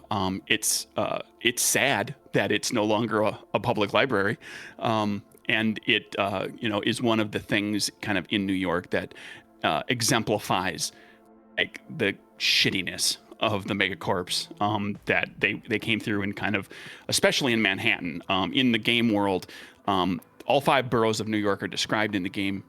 Manhattan is like an oasis of mostly affluent, you all are probably living on the north end of the island, or certain spots in the south end of the island where it's not as affluent. But it's getting to Manhattan from some of the other boroughs can be kind of a bear. It's there's more of the megacorps are located here. It's got a higher level of security. There's more cops, the whole thing. So all of you arrive, and walk in. Are you? Everybody's in their coats. Everybody's got their tools and their fake badges. Who's got the? Did you clone the badges outright? Or are you going in with one badge? I was going to steal some more. I was going to steal some more so that you could clone them outright. Potentially do that as you go through. So who's wearing the badge? Who's wearing a badge right now? Not me. Did you make the badge probably be for? Somebody who's a talky person. Not I me. would say maybe Miko. Yeah. Yeah. I would keep the suit on underneath and kind of keep the lab coat open so that I look more official, and I'll have the badge. Or you're a lab tech who's in charge of things. Yeah, I'm in charge of things. You're not in a shirt and jacket. You're in a jacket with a jacket. Yeah, and I definitely feel like I wouldn't hide it, because I'm gonna own the fact that this is my badge and not try to be suspicious about it. So it's in your face. It's right there. All right, this is a fun check. Everybody gets to make a charisma deception check to look like you belong and not look nervous and weird. I have a 1 and no skill in this. Well, you have Moxie, so you can spend. Miko, Katie, your character you're going to get advantage, so 1 additional card because you have a badge. Okay. So that helps to sell it, the simple fact that you're wearing a badge. And everybody else, I know what the target score is for this. I need a check from each of you. Oh, I'm going to be sus. All right. So this is... Ace of Hearts. Oh. Sticking with the ace. Oh my gosh. Dang. An ace is always a success with a boon, so it's as good of a success as you can get. Nice. I'm gonna keep going. I got a 4 of hearts. So, sorry, which check is this? This is I'm gonna the keep this. resilience? Charisma deception. Or charisma deception. Charisma deception. Oh, I have that as well. So do I get another card? Deception? Yeah. It's your charisma +1 if you have deception. Oh, Okay, man. and then I get plus one one because card, I have and the y'all, badge. it's +1 from advantage. Yep. Okay. probably not going to be good. You don't want to stick on a 5 of clubs. That's a failure and a botch. Yeah, I'm not. My cards are so low. This is really bad. Come on, where are the dogs? Where are the dogs? I know. Where are the dogs at? Oh my gosh! I shuffled this deck. Oh, Not great. you shuffle all of the higher cards. You can out use a the deck. moxie. Hey, I got a joker. Not a joker. Oh gosh. A Jack. A A jack. jack of diamonds. Okay, I think I'm Jack gonna of Dog on diamonds. it. Is that good? I did not do good. I got a Okay. 4 of spades. No, Ooh, this is not ace spades. of hearts. Clubs. Yeah. Okay, so whatever. got an ace. That's with a boon. Spades. Jack. What's that? A 10. 10 of hearts, and, yeah. Okay, so and what did So I'm sticking with it. Maggie? What did you get? 4. Is it spades or whatever they're called? The clovers. I keep Clubs. forgetting what they're Clubs. called. The clubs. I'm gonna write clover Gambler clubs. I Maggie don't is know. not. Okay, so we have a failure in there. However, we're using the group check skill, the group check, and because Jeremy got a boon, Ace. got a better success, that covers for Maggie's failure, and you all slide through looking like you belong there, but you didn't kind of net enough success to like They gotta make this get any place a little sort bit of more deference from accessible. anybody, but everybody just kind of like, oh, okay, yeah, ignores you. You're walking on your way. They see a badge. They don't really pay too much heed to, other people don't have badges. Maybe I just can't see them. Maybe it's underneath the jacket, blah, blah, blah, but there's a badge. So they're clearly here together, so everything's fine. And you make your way where? Northeast. We're gonna try to like navigate toward the northeast end of this campus, looking like we belong. Sure. Like we know where we're going. And you can spot the Eagle Tower Yes. off in the distance because it is a skyscraper that sticks up quite a bit above the buildings around it, even in this alternate version of the 2020s. And it's, everybody knows the Chrysler Building. Yes, like you can envision it in your head. It's that kind of Art Looks Deco like with the rounded Empire tops and the State. points, and it's got Yeah. the eagle sculpture kind of gargoyles on the corners up on the top. Start kind of looking at that and kind of thinking about what the video looked like and kind of not so much triangle, but kind of pitching yourself toward where you think like it could be over here, could be over there. And anybody who wants to make a check, as you kind of all stop and confer to figure this out, you can make perception senses to kind of be like, where would I be if I had that view? And I do. I'm have looking this. around. I'll help. Yeah. So I'm very perceptive. So I get 5 plus 1, so 6. Nice. I am not as perceptive as you.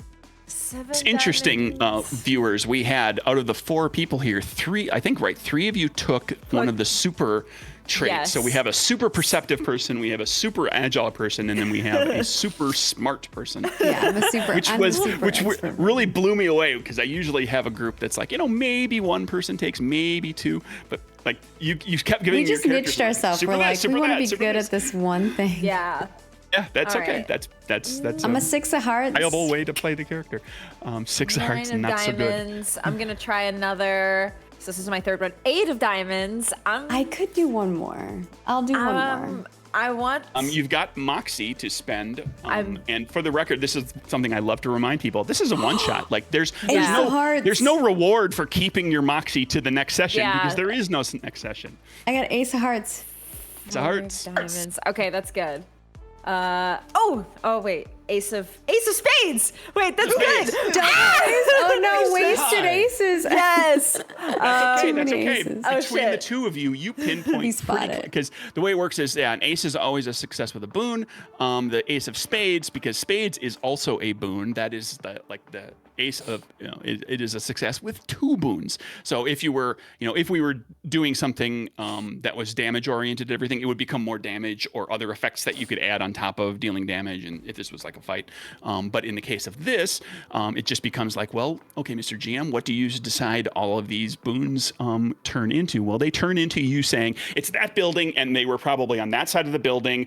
I'm pretty sure they were on one of the lower floors. It's based on what you saw looking out the window. So you've got a pretty clear, like now it's a question of going into that building and finding that. Finding that. Well, but you're sure between the two of you, it's that building. I think it's that one. That's the building. Look, Yeah. the angle. No, you're absolutely right. That is definitely the building. Okay, so if we go in there, we do still have to make sure we just make it look like we know what we're doing. And Yeah, it I'm could not be good a at that little. part. Yeah, well, Miko, you gotta give me some tips. How do You I just- make myself look like I belong here? You just don't make a scene. You know? You just I just, like making a scene. don't make a scene this time. All You right. can make a scene somewhere else later today. They need to make this place more accessible. I can't get into the door and up the stairs. corporation. They're That's not true. here to be your friend. Well, someone's gonna have to help me with this chair. Think about it this way. Everything they do is violence toward you. Think about this. If we go get this Dave, maybe it'll help take down this corpo. Yeah, I'm here for that. So, no scene, Just- only take down corpo. No scene. No scene. No scene. Fly Brent is just casual. saying that to themselves nonstop. Just repeating the mantra. And All right. In we start go. making your way into sort of the belly of the beast in the building, into Harding Hall. And here, you start making your way around. It has the distinct smell of, and you recognize this, anybody who's been around electronics a lot, you recognize like the smell of soldering and ozone and some Oh, of it the smells so byproducts good of in working here. in electronics. Yeah, if you're an electronics nut, like this is like, oh, there's cool stuff going on in here. It's probably hurting my friends, but there's cool stuff going on. And a lot of excited chatter. As you walk around, you hear people talking about very technical stuff that just doesn't make any sense to you. Like they're going well above and beyond your understanding of electronic intelligence and nanotechnology. You hear people talking about regression rates for or reproduction rates for self-replicating nanotechnology, nanobots, and the things like that. They're talking about, and then all the way swinging to like the geek side of things. Like there's like these are techno geeks that are talking about like their new rig, their new computer rig, and they're talking about a cool thing that they found in some dark web spot or in some secure cyber realm that is running this weird AR game that's like. There's like people are talking about like people are disappearing. Like there's people going into this AR game and they're just like nobody's like they're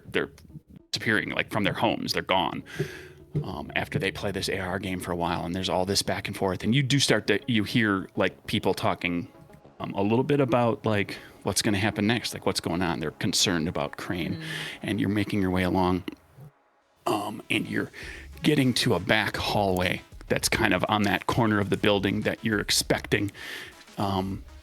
That's where you're looking, and there is a man comes walking up and starts to swipe card into a lab room, and on their badge it says David Alberg. They are kind of shorter with wavy blonde hair, fair skin with some freckles. Oh, I got it right. Looking I got it right. I got right. Looking a little exasperated, a little frazzled over something. And as you walk up, they kind of he looks like he swipes and he opens the door and then kind of stops and turns and looks at you and says, "Who are you and why are you here?" And it is the voice you heard in the video. And Wrench is the only one who recognizes it clearly as being the voice because you've listened to the video many times. Your friends only listen one time, but to you that sounds like the voice in the video.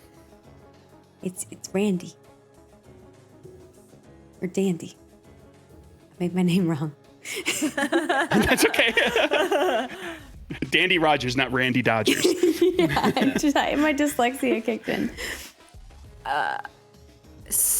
something Says- doesn't feel right for Ray, so she's gonna be looking around while they're talking, real quick. Says, who? And this I doesn't would feel right. like anybody who wants to make the check to make a perception, deception, or perception diplomacy check. Either one, which is kind of hold it. There's sense. Or insight.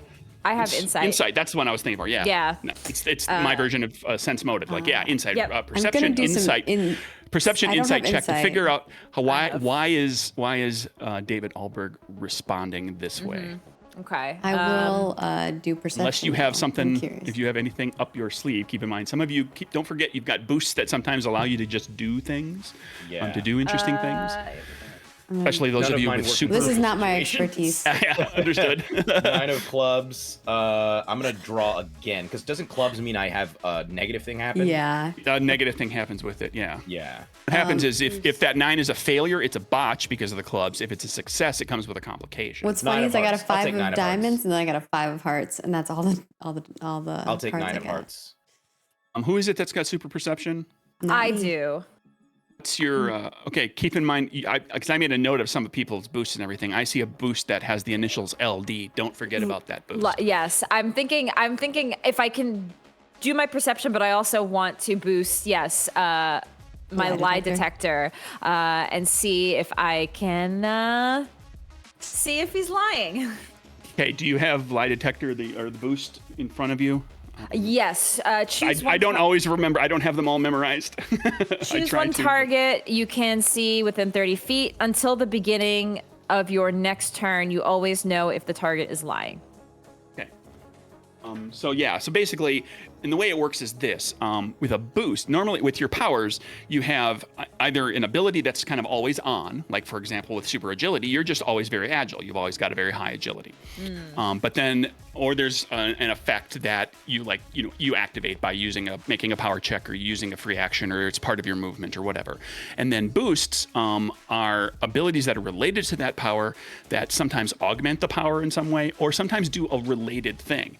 And if it does kind of some other thing, if it doesn't somehow augment the basic effect, the way boosts work, well, the way boosts always work actually is on the turn when you're going to use the boost, you use it freely and you reduce your card count by 1 for whatever it is you're doing that turn.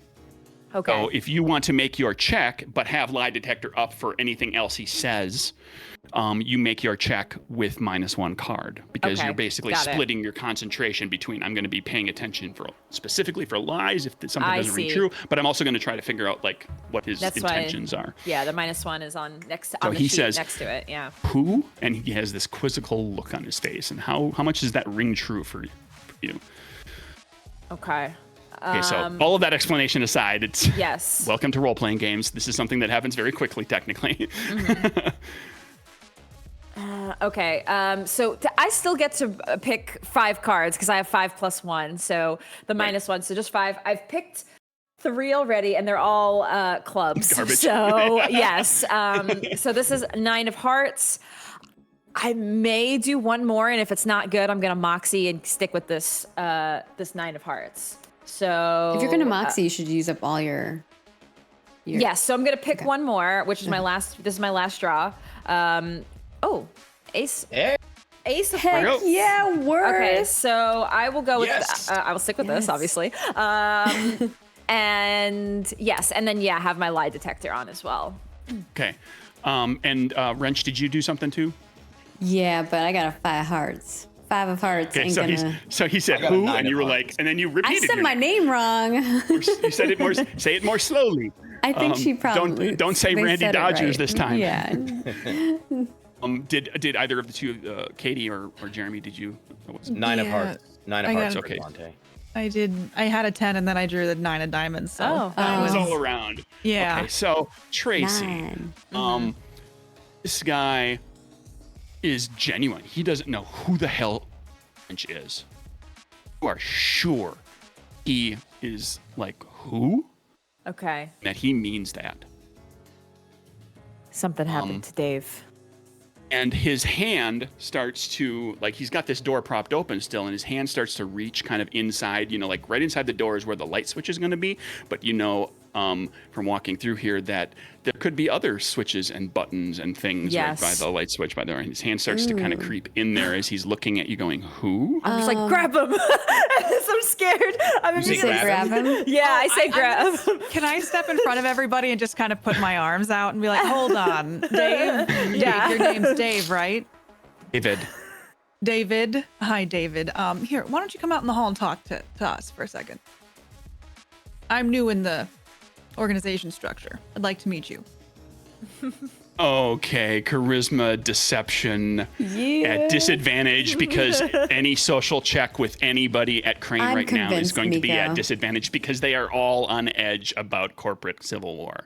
Okay, so it's 6 because I have deception -1 for disadvantage, right? Disadvantage. So I have 5 cards. The first one I pulled was a Jack of Spades.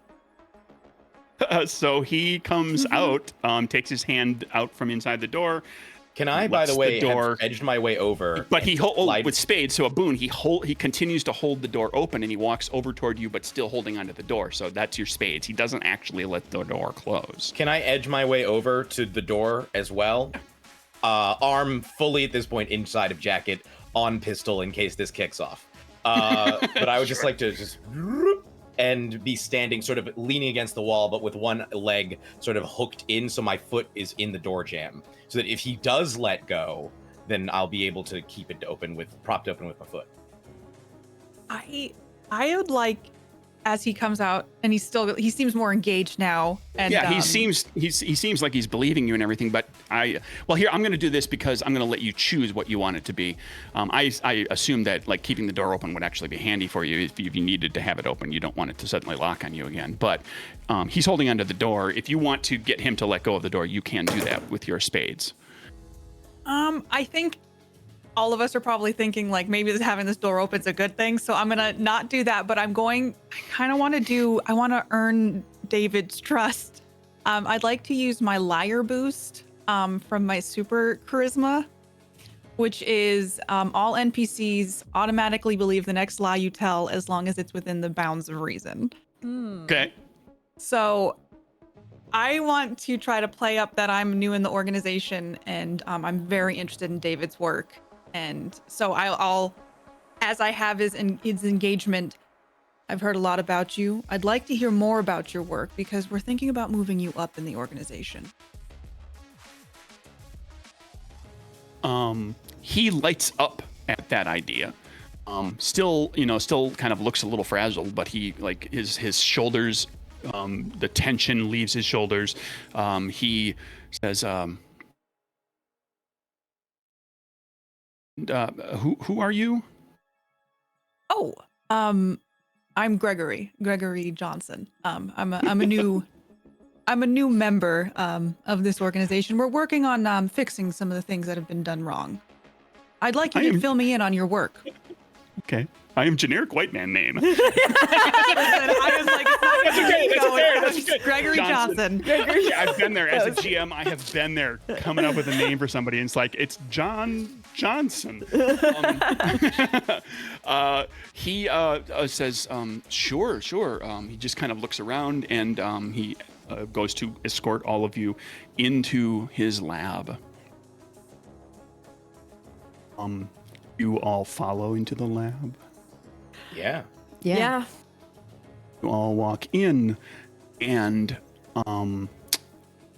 it is not a robotics lab. It is a clean room full of electronics equipment, but there's nothing that looks like robotic, like right, no moving parts, no like chassis and so forth. And it's there's a number of servers with fan coolers around them. There's a couple of, a number of laptops, and each of the laptops is hooked up to a black, like a black cube that's about 3-inch cube. That has a glowing blue light on one side of it and the side facing you. There's a web camera on top of one of the laptops that's looking right at you, and a voice synthesizer comes out, out of the computer, out of the speaker, and it says in kind of like a robotic, kind of synthesizer voice, it says, "Andy, here." And as it speaks, the little blue light on the black box pulses with each word. Exactly. I shoot Wrench a look. Yeah. Wrench also shoots you a look back. We're very non-conspicuous. It's not like it's more just like a, Yeah. So can you tell us about it, David? What exactly is this the project you've been working on?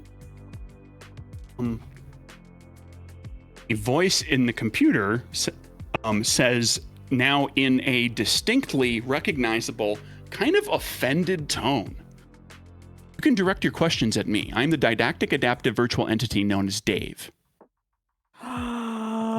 And that is where I'm going to stop this moment, and we're going to take a brief break, and everybody can think about that. And this is the point where, at this point, viewers, you don't get to make guesses anymore. Yep. Yeah. So we'll scroll back to the before the break to see what people had for guesses when we talk about this later. But there we go. Let's take a couple minutes to let that sink in. Think about what you might want to do. We will be back after a short break.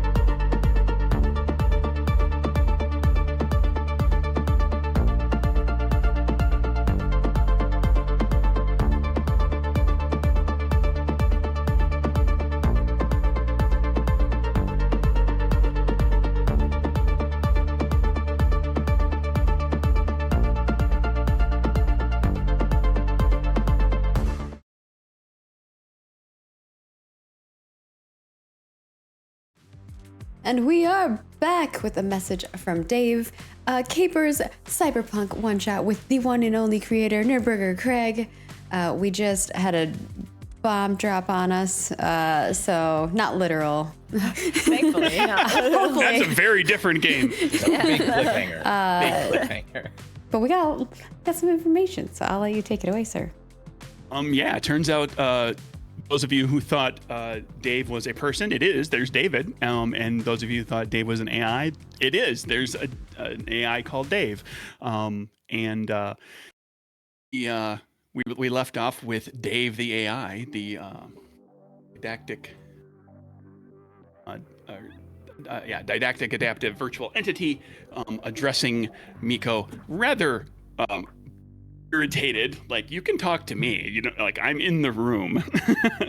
I think as it says that, I'll turn to it and just get a marvel on my face, just like beaming, like, incredible. So the rumors were true. It's nice to meet you, Dave. It's very nice to meet you. Wrench, who are these people?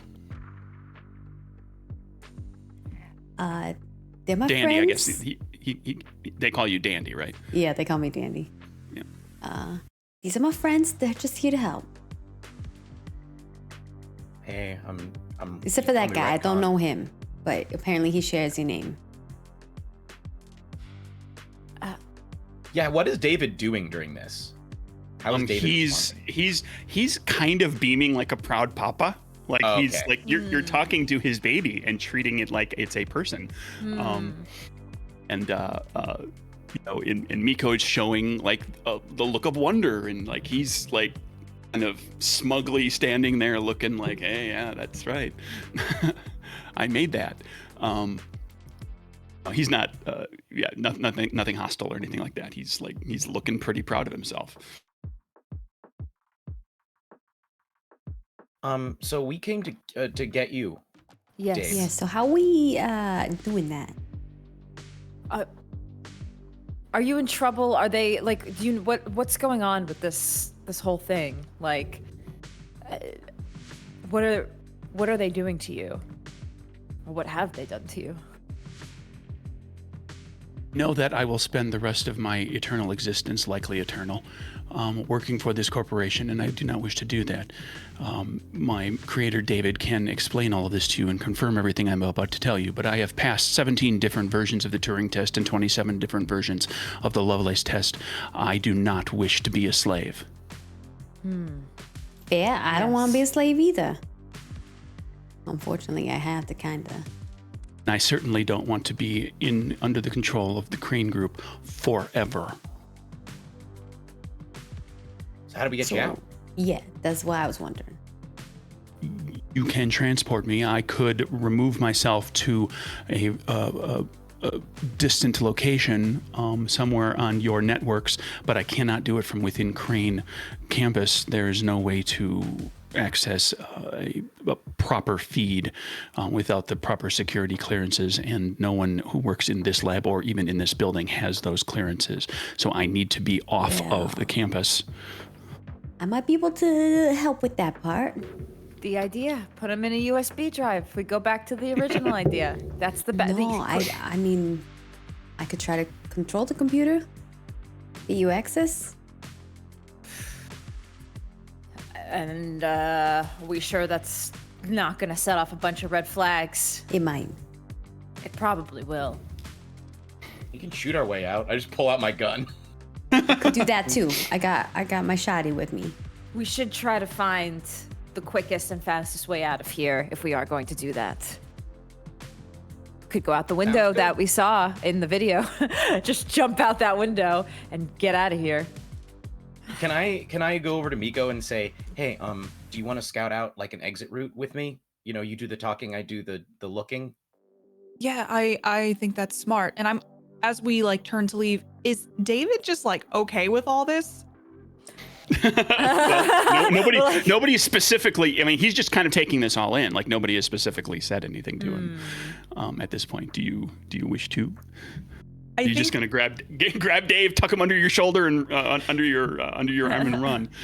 As we're trying to like Retcon and I are trying to leave, I think I'm gonna put my hand on the shoulder of David.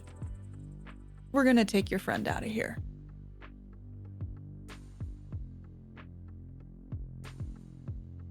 Don't have a problem with that. I don't want Dave to forced into a life that they do not wish to live. I have two choices. I can go on the run for the rest of my life, or the group of you can beat the living tar out of me. Is if I just let you go, that's it for me. I have another idea. Why don't you join us? We could use some with your expertise. Keep you safe. True. I don't know how to do this stuff. That's an extremely dangerous life. I don't know that I'm cut out for it. Well, we're gonna go scout out an exit route. Maybe you should think about if which of the three options you would prefer. Yeah, I don't exactly wanna beat you up. So I'm fine with it. Dave chimes in. For what it's worth, I have no problem if you kill him to get me my freedom. Interesting twist. How does David react to that? David does not look pleased at that at all. Like that. This is the first moment during all of this, from the point where he first kind of looked at you with, cockeyed and was wondering what's going on, all the way through up to this point. This is the first time where he's taken aback. That has thrown him. You're like, I'm hoping it doesn't come to that. Well, if you need a good beat up as a cover story, Retcon and I can take care of that for you. I just take out the pistol again and just sort of wave it. I will squeeze David's shoulder, and then I will go out with Retcon to find a way out of here safely, hopefully. Yeah.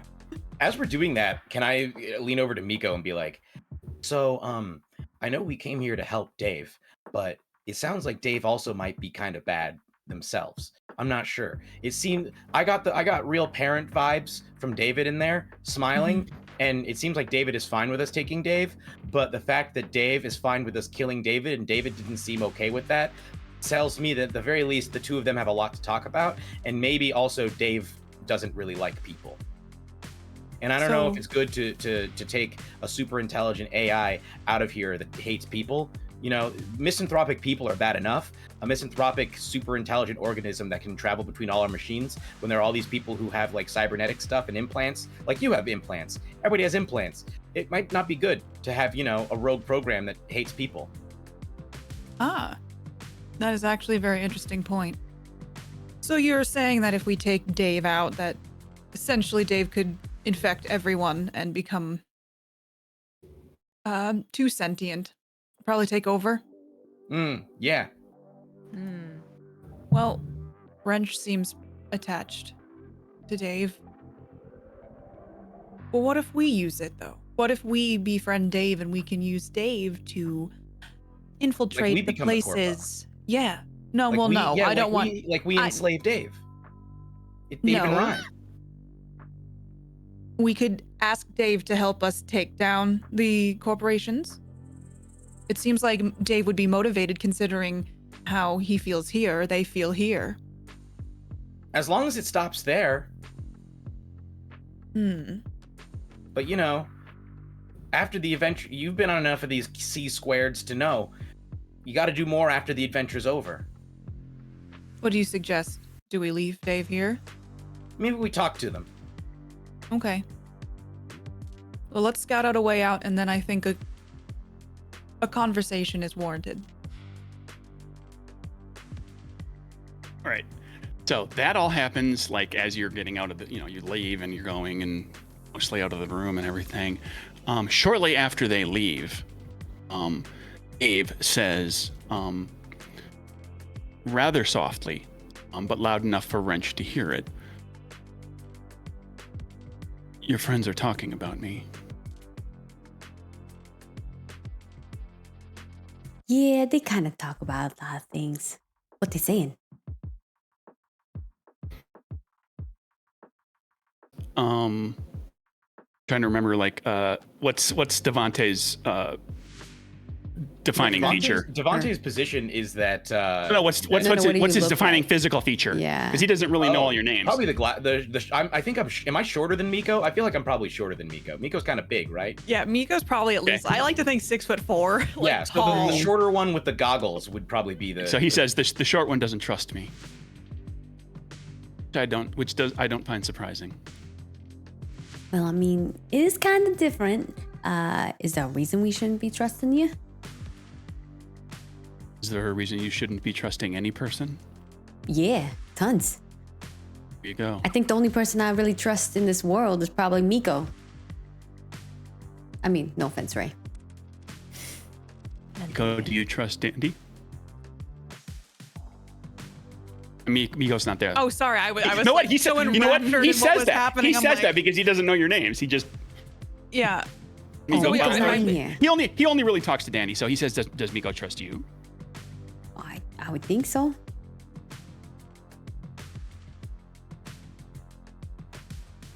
Commendable. Thanks. It's, But how are we getting it you outta seems here? And- Rare. Why are you willing to kill poor David over here? What David I'm did willing to you? to do it. If it happens, it happens. You are biological organisms. You will make more of yourselves.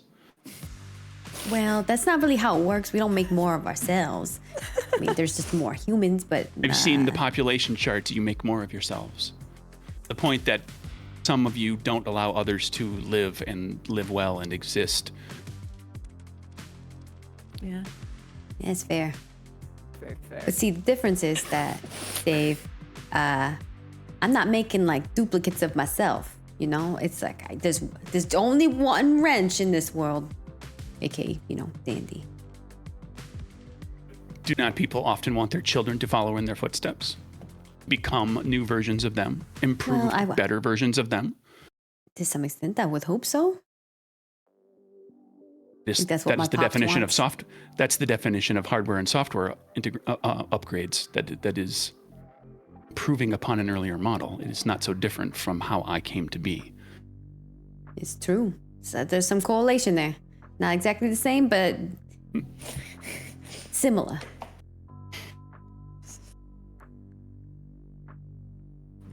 All right.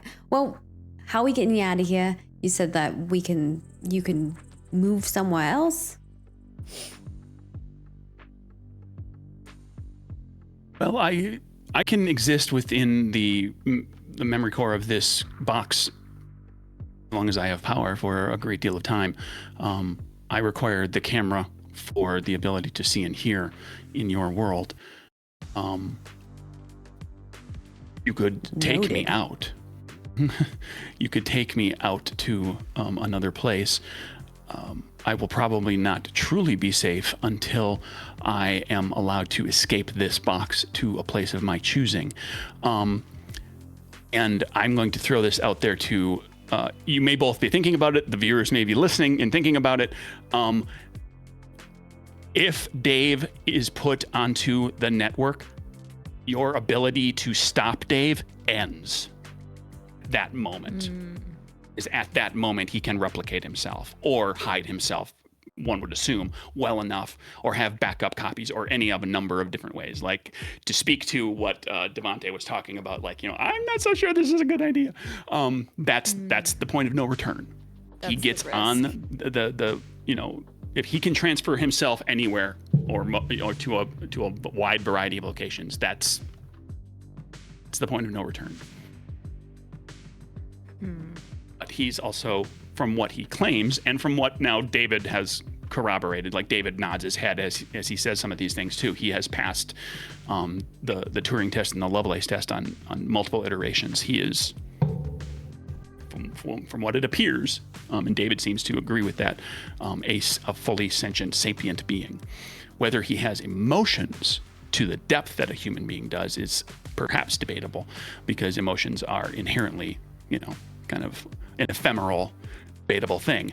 But like he's self-aware. He knows his lot in life. He does not. He has desires to do something beyond what he is. And Am I able to lie detect Dave and see if I'm gonna say this. You can make checks at a disadvantage to do it because you can't pick up facial cues. yes. But your lie detector ability, the boost, will not work. Like you've Okay. been trying to kind of engage your, my superpower, and Yeah. it's just like, oh well, I'm just like, I have a sense of kind of how he's saying things and his inflection and everything. Yeah. It's weird because you don't know, because like he can compute so fast, like how exactly am I going to say this?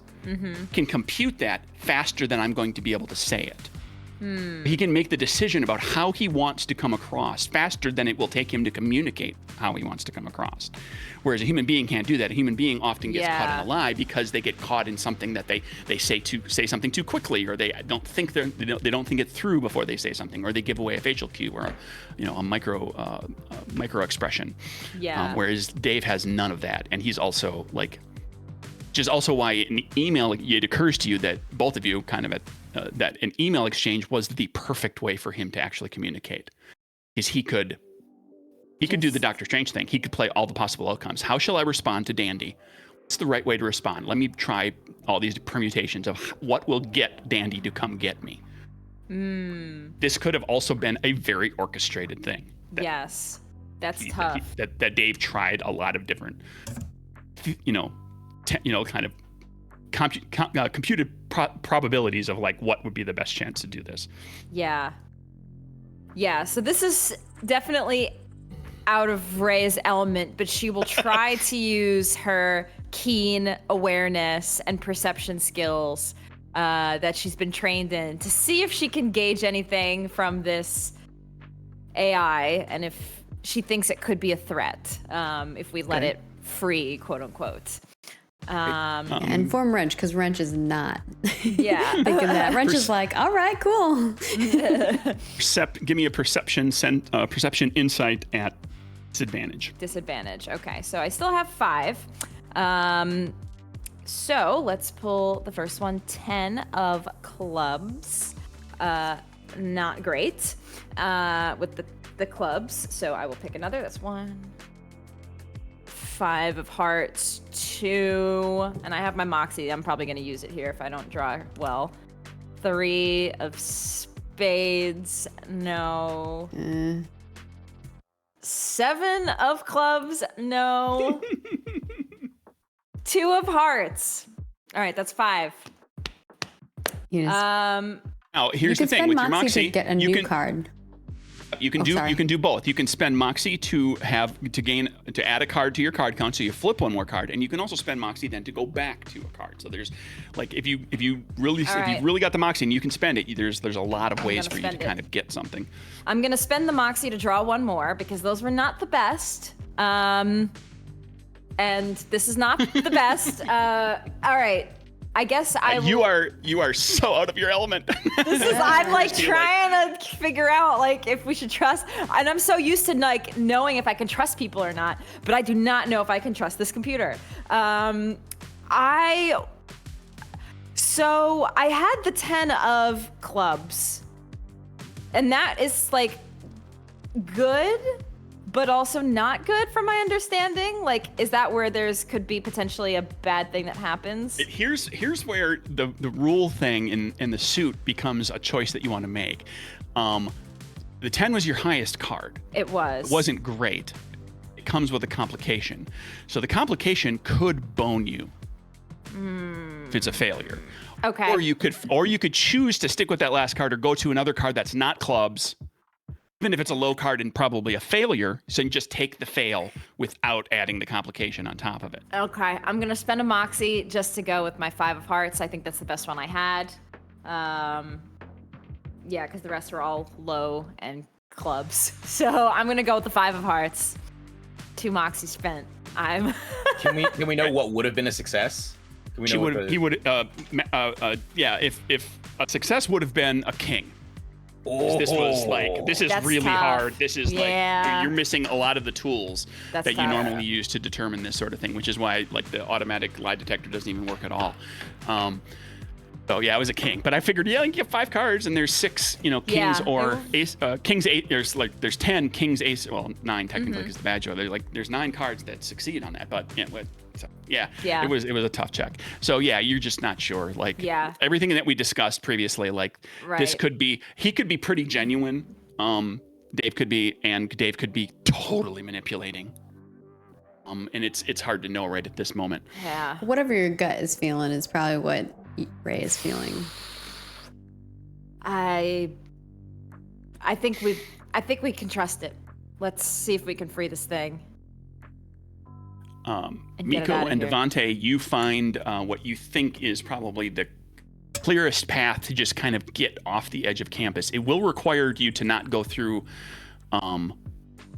If you want to exit through a gate, like a proper channel, you can do that. But there's like security people that are checking stuff, and like you might run into trouble. But you have found a spot where you could scale a fence that's kind of out of sight, at least from the inner portion of the campus. Like you might be seen by somebody outside. But that would mean not going through a gate. No, that would allow you to not go through a gate. So you basically have a choice between easy and possible scrutiny, harder and less scrutiny, less possibility of scrutiny. Oh, we can. And I've been making checks for Dave as you guys have been talking. Dave is running perception insight on all of you as well. I think as we're scanning, I know Miko and Retcon don't know that Dave can hear us. Yeah. Well, we can do one of two things. We can hop, or we can try to do it the quote unquote correct way and exit like we're supposed to with this.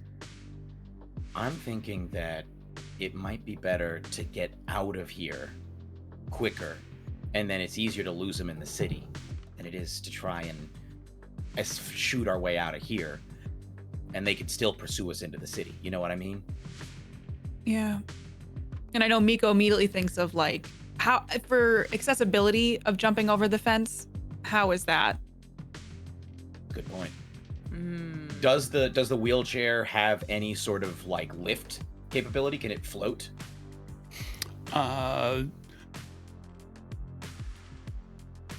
Is it like a Professor X wheelchair?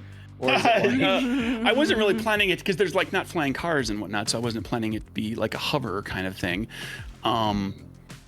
Would Wrench have like modded it and added maybe like a little jetpack situation for these Yeah. occasions? I'm here for Or like a whatever. I'm a spring. yes and. Let's go. Yeah.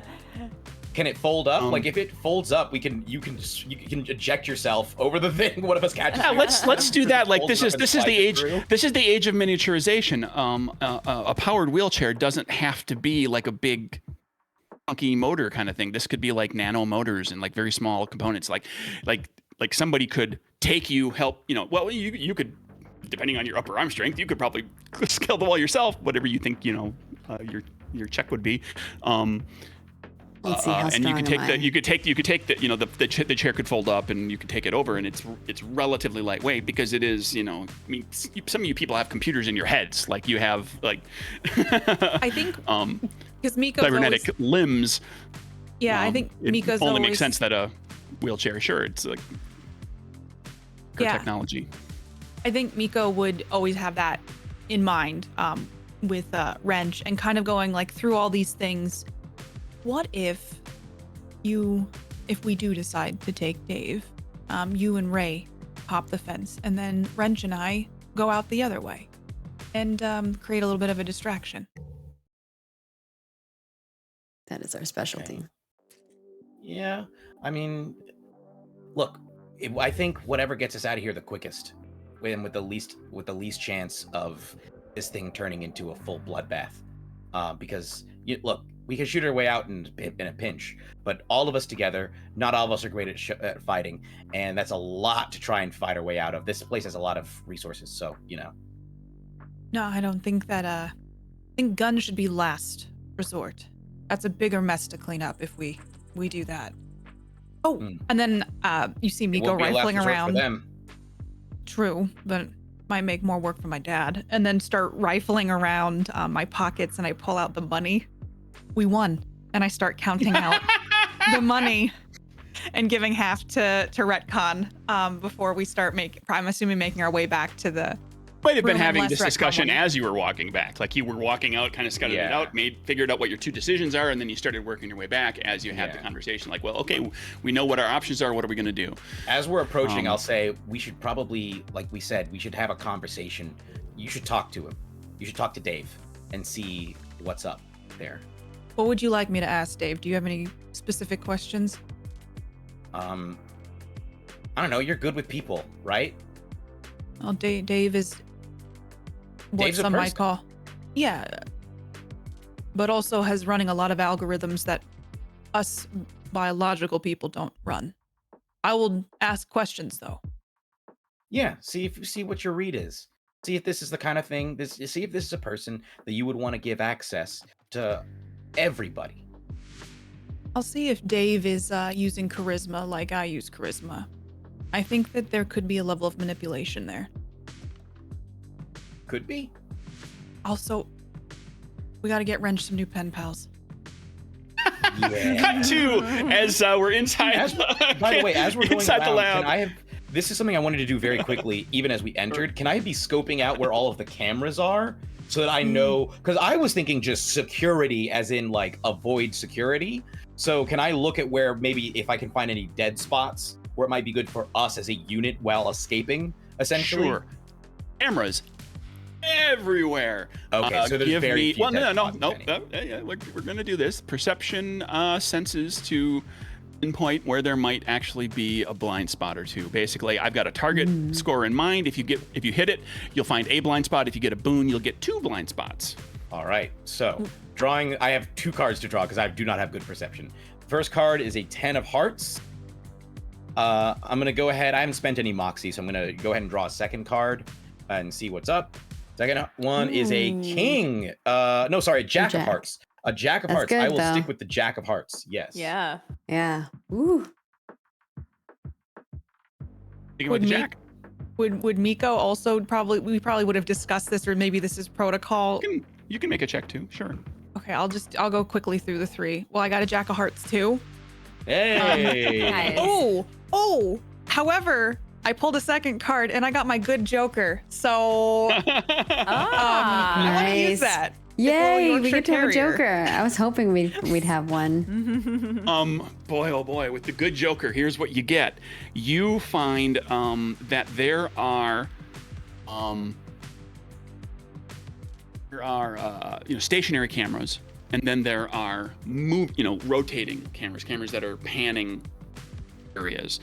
And looking at the different cameras that are stationary, which are mostly they're pinpointing like blind spots that the rotating cameras can't see. They're looking into this space between these 2 buildings, or that sort of thing. Like anything that's kind of big and open, there's like cameras that are rotating, and you see that between the where the building, like where this building empties out into the main open area of the campus, from there to the gate that you came in, there are 3 rotating cameras, and they're not rotating at the same rates. And there comes a point in their rotation where like all of them are pointed not in this area. Like you could walk right down the middle of this area and you will not be on any of the cameras for a short period of time. I think like You have Retcon to and time I it just right. That probably will be a co- check. Oh, You okay. get to it. To yeah. make sure that you hit that moment and direct everybody to start moving at the right time. Everybody has to be on board with taking the direction. Like everybody goes now at this speed. We all walk at a brisk pace. Yeah, I think Retcon and I would probably like scope out all these cameras, and then I would formulate a plan that's like, okay, this is the most optimal way to do it if we're gonna do it. And so like I think we walk probably back to this office with just like the most solid plan that Miko feels so confident in it. And then you say, we got to get her better pen pals, and we cut inside of the lab as you walk in the door.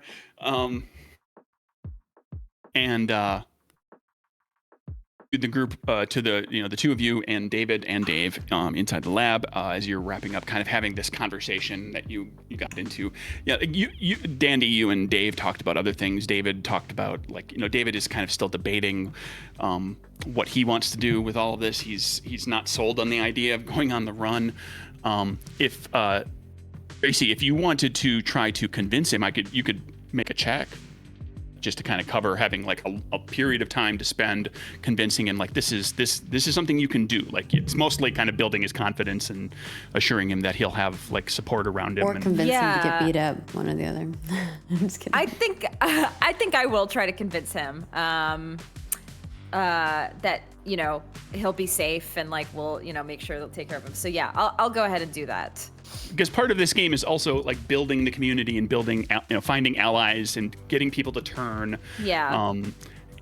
Because it's ultimately the game is very much like your 4 characters aren't going to take down. They're just going to make you build another group one alone. But if there's a lot of you and you're doing a lot of things, yes, you could actually really hurt the megacorp. So yeah. Charisma. Are you going to be honest and forthright and tell him the truth, or are you going to try to lie and just tell him what he needs to hear to get him out the door with you? Ooh. That's the distinction between diplomacy and deception. I think Ray would be more on the honest side, that hey, we will do. I work for an investigative group. We can do what we can to keep you safe. We're trying to work together. We're not just going to leave you high and dry.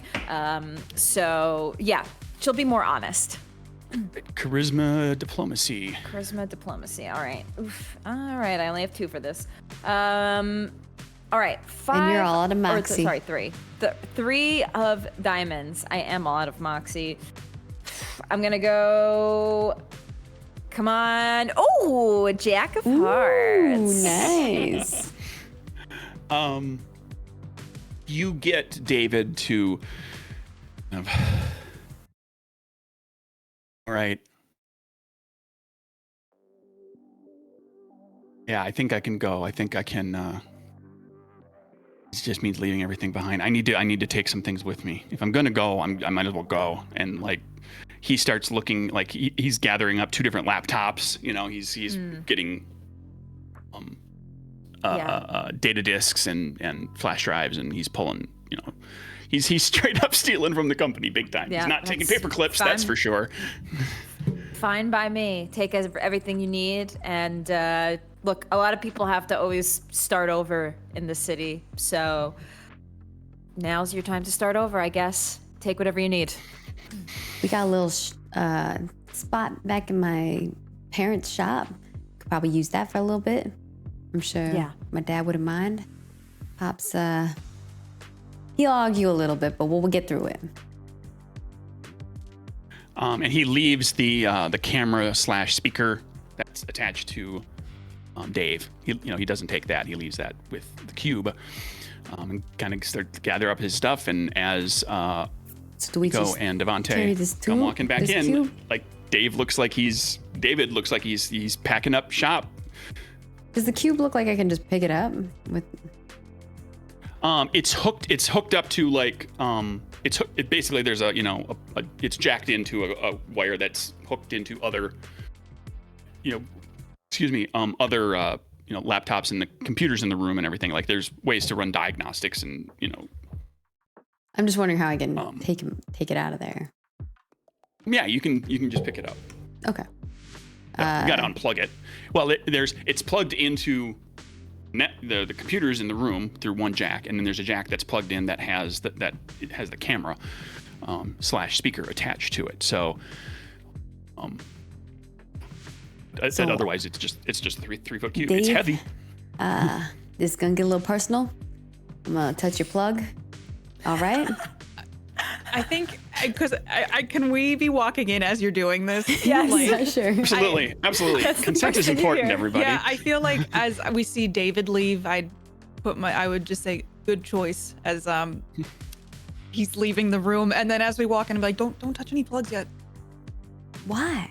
I will. How else am I supposed to take this thing out of here? Hold on a second, Wrench. All right. Is something going on? Something happened? I just want to talk to Dave first. Well, as long as I don't unplug the camera and the mic, you're good. He can hear you and see you. Okay. Dave, what are your goals after you leave here? Can I, as this happens, is there, because I have the ability probability manipulation, would there be a way for me to make it harder for Dave to succeed on any sort of deception or anything like that? Yes. Dave is going to. Do you have? I'm trying to remember what the powers are. I have control boost, rejection boost, and reveal boost, and then one regular. That you can look at other people's decks. Yes. So control boost lets me look at the top 3 cards of anyone's deck and rearrange the cards and then place them on top of the deck. It lets me rejection boost lets me look at the top card of anyone's deck and then place it in their discard pile if I want to. And then reveal boost lets me just look at the top 3 cards of the top card of anyone's deck, and then I can tell them what the card is if I want. So it sounds like control boost or rejection boost might be the way to go. Yeah, I mean, basically, Dave will say what he's going to say, and Miko is going to interpret and try to figure out whether or not Dave is full of garbage, and we'll be making a perception insight check, and you can control. You can put the right card. You can put the best card on the top, so that. Okay. How many cards are you flipping?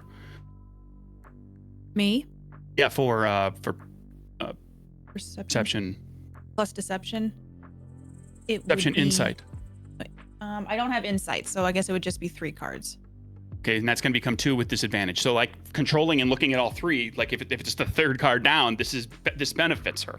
Okay, then She won't necessarily get to the 3rd card. Yeah, so I'm going for a normal check. Follow? I'm going to then use my probability manipulation, which essentially manifests as I'm going to then look into as many of the close, because there are obviously infinite possibilities that could occur at any given moment, but I have to choose from basically the ones that are the most plausible. So there's some reality where Devante is riding a dragon, but I can't really pick the outcome there. It has to be the ones where Devante's in this room in circumstances similar to this. So I'm going to look through for the one where Devante seems the most satisfied with the knowledge that he has gained.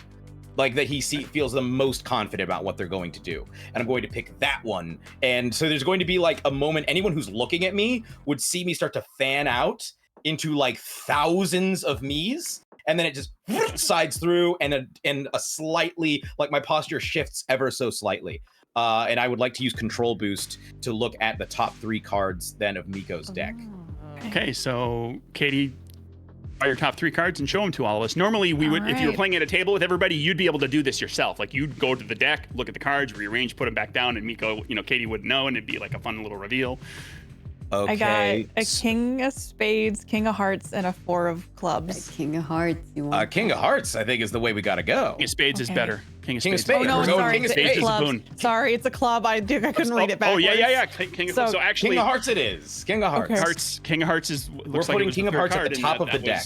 Yeah, we're putting King of Hearts at the top of the deck, and then the next one is going to be. I'm going to say the next card is going to be the lowest of the 3.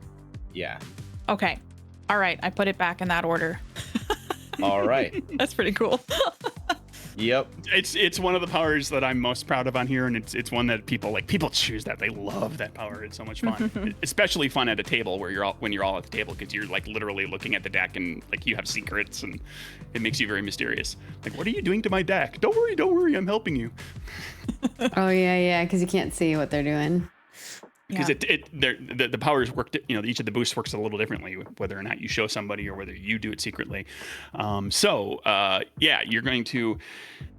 Well, now all of that said, what was the question again? What did you want to? I asked Dave, like, what are your goals? What did he want to do? What are his goals? Like, what are your goals once you're out of here? I want to find a place in my lifetime and a place in this world where I can benefit those around me that I care about and I can find others to care about. Oh, that's nice.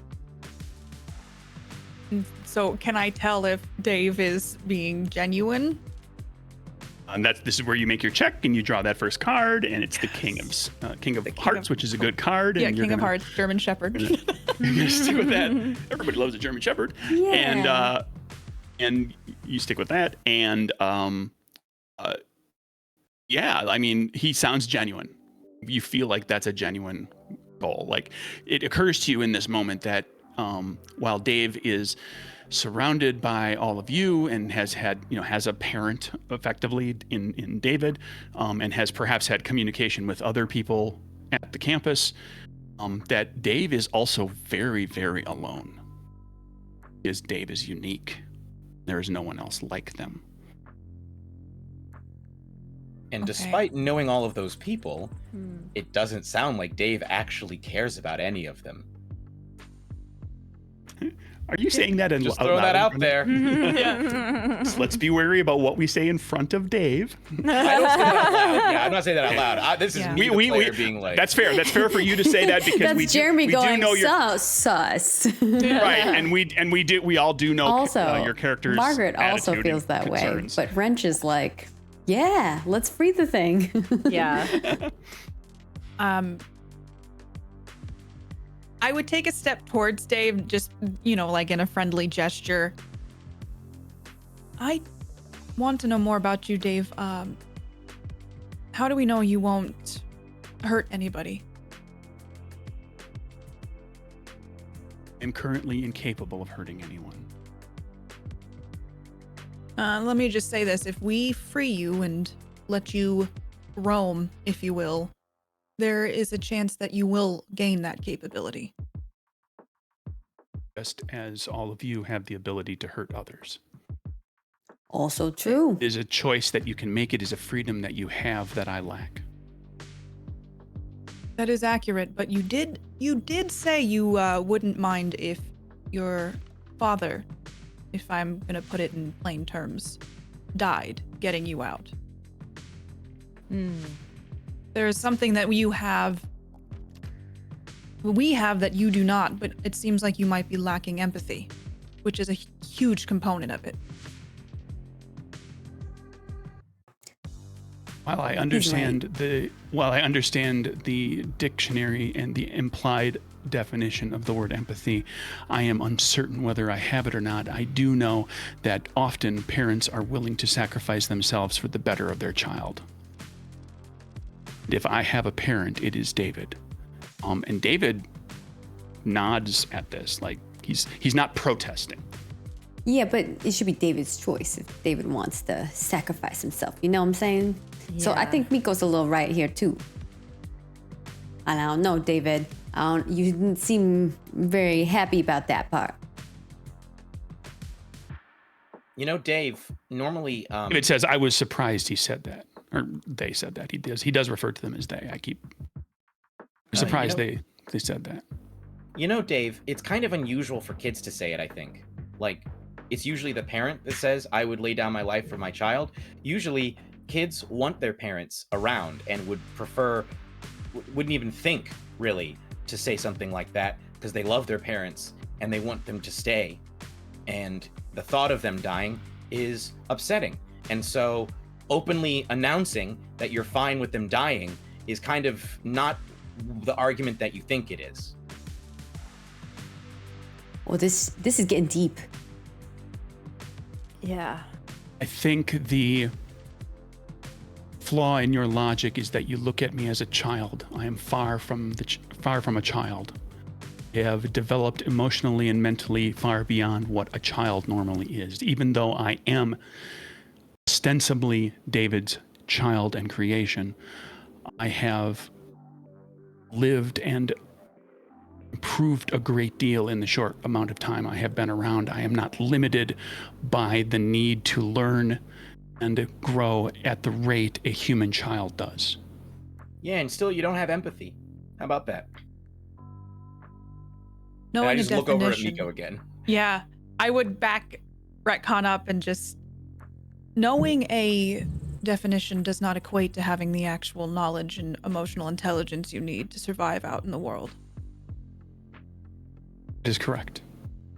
Not saying that you do not deserve that chance, but you have to understand why, logically, we may have pause and maybe a fear of what you're capable of. Understand. And I look over at David. Because David didn't leave, correct? He's still there. I mean, he's packed and ready to go. But Okay. he's there. Oh, he's What coming with is- us. Oh, he is? Oh, I thought he was just leaving. I think he's coming with us. Oh, he ain't got nowhere else to go. They're gonna find him, you know. Told him we keep him safe. David, what Assuming I am, and David offers up, assuming that I am able to be kept safe and I can be around Dave here as much as possible, I will do what I can to guide as a parent would give me, guide a child. Well, I have a question. You know Dave better than all of us. If you were to remove the quote-unquote cage around Dave, what is Dave capable of? What could be worst case scenario?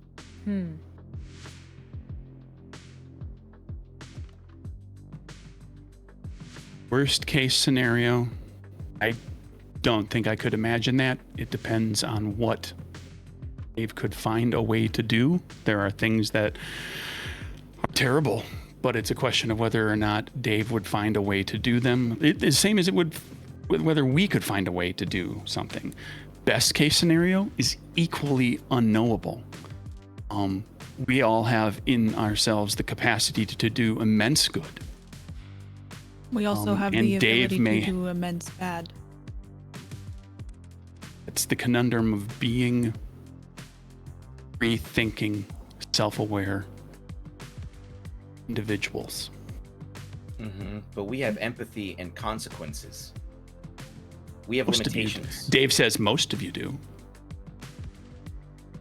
And I shoot a glance over and just sort of, it's not even meaning, I just sort of look over at the cube and I look back at the group and I say, look, I'm just saying, people are people, okay? I don't like any person being a slave, but if the choice is between somebody being incarcerated and then maybe, I don't know, enslaving the whole human species or causing like a mass extinction, you know what I'm saying?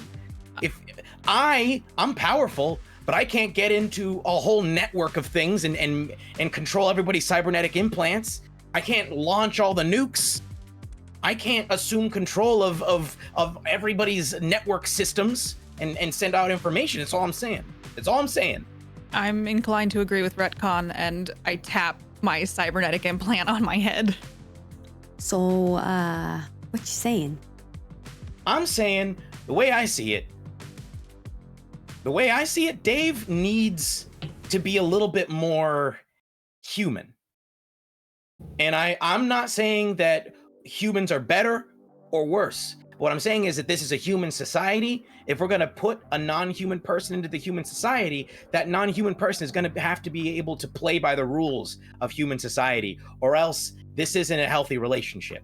And I don't know that I trust that Dave is gonna play by those rules. And I also don't trust that we have the capability to make sure that Dave plays by those rules. I think we got to put some limitations. Well, what if David comes with us and he'll have, Dave will have more freedom outside of these walls out there. Maybe just not as free as Dave wants right now. Are we able to bring Dave with us with limitations? Or once we do this, they'll just be out in the world, able to do whatever they want? Well, we could plug him into a closed system, right? And take precautions. And I look Free over at range Wrench. server.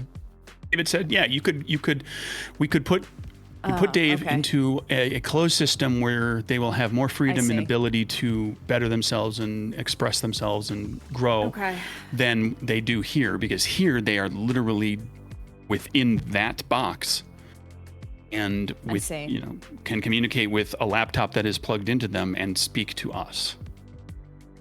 All right, then perhaps Dave says it would be acceptable to be removed from here to a larger closed system at this point. I think Here, I am simply a guinea pig and in time an indentured worker. I think then a closed system is probably the best route for now, as we establish a new relationship with Dave. Figure them out. Wrench will like pat the cube and be like, "It's gonna be all right. Okay, we're gonna get you out of here and get you a little bit bigger space, like a yard that you can run around in." Yeah. Maybe you can be like the Borg Queen and give Dave like skin to feel physical sensation. I found myself thinking you're patting the cube, but the cube can't feel it. I know. But we can Wrench find a way just to talks replicate that. objects. Yeah, that's fine. So that's a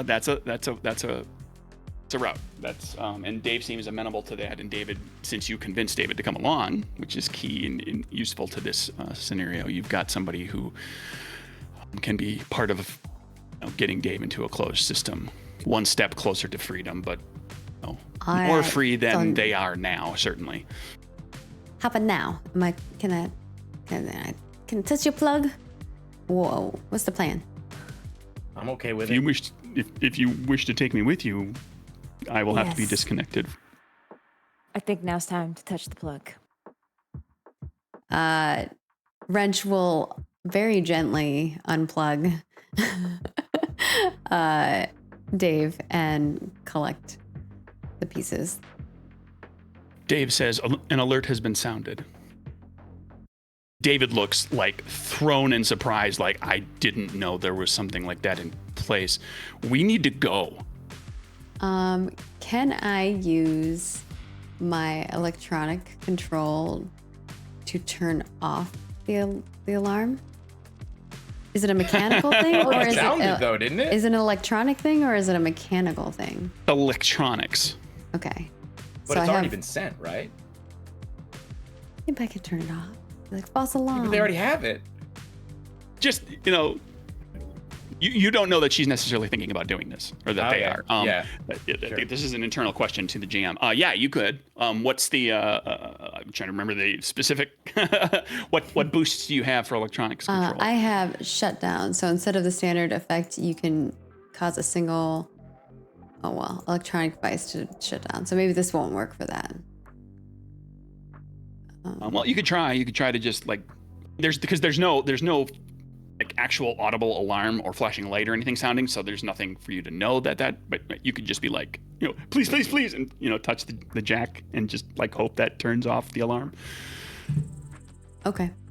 I'll try it. I mean, we're trying. What does the activation for your power? The activation says what?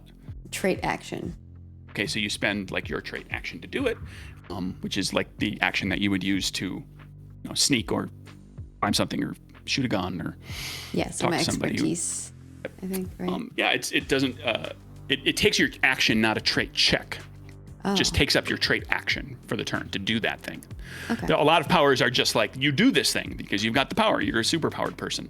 It just takes your trait action. So you couldn't, for example, do that in conjunction with also doing something else that requires a check. That makes sense. Okay, and so Dave told me it just limits this. how much you can do in the turn. Dave told me this right before I unplugged the plug. When you did it, at the moment of He can do still it. talk even though he's unplugged? You unplugged him from the network. You didn't unplug the camera and the Oh, okay. speaker. That's a peripheral that's attached to Dave as well. Okay. Or I misunderstood that you were unplugging his eyes and ears. Okay. You may cool. not. You may I not. didn't You may understand. not be. Or his eyes and ears and mouth actually. But okay. So regardless, the point is that we're getting close to the end of the game, and Craig's saying, Yeah. "Let's make some tension. let's metagame it and say okay, tension time. Try to go." The group of you are going to hustle. You know where you're going. Miko and Devante have their foolproof plan that I'm sure will go swimmingly. Nobody will have to, nobody's going to fail any checks involved in this plan. You're going to make your way from the building, I'm assuming up the way you were sticking with the plan. Yes, the dead spot in the camera. Yep. Are we doing the split up, or are we all going together? I think I'm when we fine with found Miko Yeah, I think didn't we find out with the cameras that we can find a pretty dead zone way out without being detected? I think we probably discussed a few options and then we ran through the plan and said when we say go, we all go, and we can sneak out together. Well, as you're kind of walking out the building, you can kind of be whispering that and saying, we found a spot, there's a way for us to get through a dead zone in the cameras, but everybody needs to wait for my cue, and then I say go, we all go. You just make that clear as you make your way out there. So the first thing that's going to be needed is for Katie to make a perception senses check to time this. Okay. And if Jeremy wants to, knowing what the next card is going to be, because Jeremy does know. Yeah. If Jeremy wants to take a look at those cards again. Yeah, I'll do a control boost. Well, I haven't. Oh, sorry. Yeah, I haven't. We still have those 2 cards you've already seen. Yeah, which was the one of them was a low card, which it almost doesn't register, and the other one was the King of Clubs. Yeah. Yes. So I'm down to do a control boost and swap them around again. So you can see what that third card is. Maybe that's not a club. Can I also assist by like either electronic control or device control and like turning off cameras or opening up doors before we get to those spaces? You would be an ideal, like if everything suddenly goes sideways, you could be the fail-safe. Okay, cool. Might be a good way to work that in there. Like if you all start making your way through and something happens where you like something goofs up and like suddenly one of you is going to be on camera, you can be like, turn off. At the very least, they won't get us on camera. Right, cool. Yeah. Though something happened, they won't see us. So you can be on the lookout for that. Would be good. So, there's rules technically for helping too. You can you can aid somebody in what they're doing by spending moxie and they gain the card rather than you do. So and then you spend your turn helping. So if somebody wanted to kind of like Devontae was there, Devontae's using a power, so he's got to be kind of doing that to. Oh, sorry. Go ahead, Katie. So for the perception, I have 3 cards, but you said senses as well. So would Retcon get to see all 4 cards with this? No, they'll see 3. You get to see pull 4, one but they'll only get they'll see 3. Okay. It's the ability specifically allows 3. Little focus. So 4, King, and 8. Okay, I'm gonna say King first. Is King of Spades, not King of Clubs. King of Spades. I would say. The King of Spades? It was King of Clubs. Clubs. Like a King of Spades. King of Clubs. Yeah, it's clubs. Oh, it looked like King of Spades. Yeah, It is. Yeah. It's just at the size that it is, you can't always make it out. So it's King of Clubs. So there'll be with that card, she'll be able to time it, but there'll be some sort of a complication. Yeah, I would say draw all 4, but stick with the of Moxie to go back. Yeah, I got some Moxie I can use, so you can go through and blow through and then just go back to the King of Clubs if you absolutely have to. Okay. Yeah. So I'll draw these 3 obviously, and then Queen of Spades. Oh. Ooh. Queen of Spades might be better Nice. though, right? That's Spades is a Worth boon. it. Spades Don't is even better. need to spend a yeah, moxie. I say. Yeah. Let's go with this one because that sounds like the best choice in this Yes. scenario. Yep. Okay, so now all of you have to move kind of like almost in a tight-knit group, but also while looking like you're not weirdly walking really close to each other. Yeah. And not trip each other and everything. So everybody who's not in a wheelchair makes an agility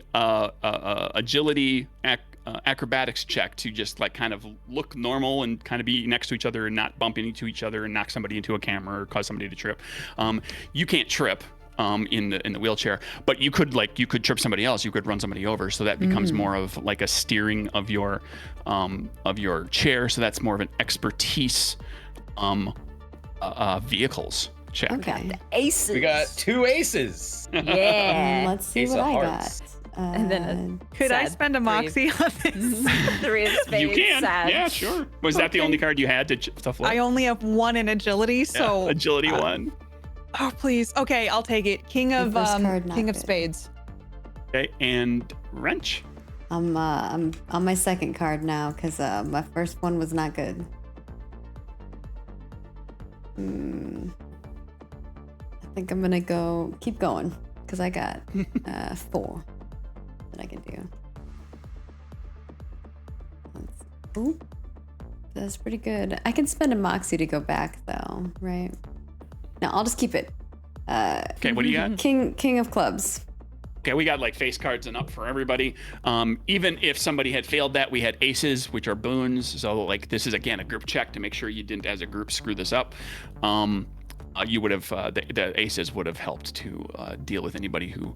But we actually, it's fun when everybody gets a huge success. So here we go. You all just like look at us. We're so kick-ass. We figured out. We had a plan. We figured out like we got to time ourselves right between these cameras, and like this is the moment where in the movie version it's slow motion, and you're seeing the cameras, like the cut to the cameras, and you're seeing from the camera's point of view, and the camera's clearly not pointed at the people, and people are walking all kind of together, and it's clear that you're all kind of walking in a tight-knit group, and it looks a little weird, but you do it very quickly, and you make your way to the gate. Dandy's out in front. Wrenches got there with your badge, and the people at the gate just kind of give you a look, see a badge, you walk out, and you have stolen sapient AI from the Crane Group. You are hopefully not on a camera anywhere. You can, if this were a campaign, we could go into like, we're going to backtrack and double check and hack the system to see, get rid of evidence and all that sort of thing. But that's where you go. So it becomes at this point kind of a question of let's do like just narratively around the table, whoever wants to go first and offer up. What do you do with Dave? What do you do with David? How do you secure them away in a closed system? Is there anything else that you do to wrap up your character's story to kind of finish out what you did here? Any of those things to kind of cover your tracks. If there's anybody who's going to try to do something, like you don't have to make checks, we can just say like that in the coming days this is what you do. So Wrench would definitely everybody kind of try to clean up stuff if they could, and then find space for David and Dave in Roger's Repairs, like a little nook that they can kind of hang out in and set up.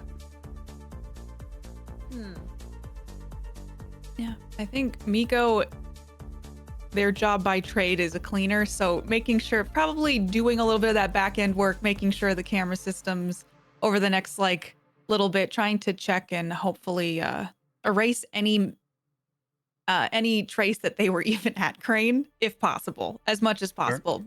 And then helping Wrench with finding like a server so that Dave can have a free range server to play on. And then I think working or talking to Dave a lot to try to figure out more about Dave, who Dave is, what Dave wants, and maybe seeing if Dave would want to work with us to try to take down some corporations. Or to influence and assuage the fears that Devante has about where Dave's goals ultimately might lead them. I have a contact with a federal agency mole, which helps with like upcoming operations, help in avoiding trouble, might help charges getting dropped or records expunged. So I may try to like call up my contact after this and try to just make sure we didn't leave any trail of where they could find us and find Dave. So I will try to support in that end and trying to keep us as undercover as possible. And I would offer everybody jobs. At my agency. All right. Oh, this is the origin story for the agency. Yes, exactly. There's four of you, the four active, investigatory agent types, plus David, the stay-at-home kind of take care of the computers, and we were actually your own talking about it in AI. the private chat. We were like, Katie was like, "Wow, this is actually like a really complimentary group, Well-balanced group." Yeah. The wild card in the group does what? I would say there's a couple of things. One of them, yes, absolutely parkour. One of them, parkour. I would strongly suggest to the group that I'm guessing that we would know enough to know that unless this was explicitly government sanctioned, what happened here is likely illegal, right? Like creating a whole person that they were intending to potentially keep enslaved, which I assume we have some evidence of, not only just having the person, but also having a lot of research, whatever David was able to steal. To be clear, the government, like the corporations are the government. They might as well be. The government is so bought and so the corporations are in control of so many parts of the government. But yeah, like it also like it does fly in the face of arguably in the face of like certainly morality. And in the face of like some precepts of human rights and Geneva Accords and all these types of things about the treatment of individuals and because like that's one of the in our real world that's one of the big questions is like when we have like actual AI that is sapient and it's a unique and thinking and self-aware individual, like what rights does it have? That's where the question all kind of falls, and that's that if this were a campaign, we would have a lot of like. Maggie, you said like we're getting into some deep conversation. Like if this were a campaign and we really played off this would get to be a lot of deep conversations about that sort of thing. But I'm sorry just to clarify that. So please continue, Jeremy. Yeah. Okay. So then maybe rather than going directly to the government, I may suggest that we publish like information about it. Maybe not showing all the plans and stuff, but like basically become like a WikiLeaks sort of thing where it's like whistleblowing about the corporation and giving out information. You're like a lobbyist. Yeah, no, not lobbying. Or No, I don't activist type of thing. Yeah, more activist. That we start like, but to the people, and so that people know what was being done. At least have some details about it.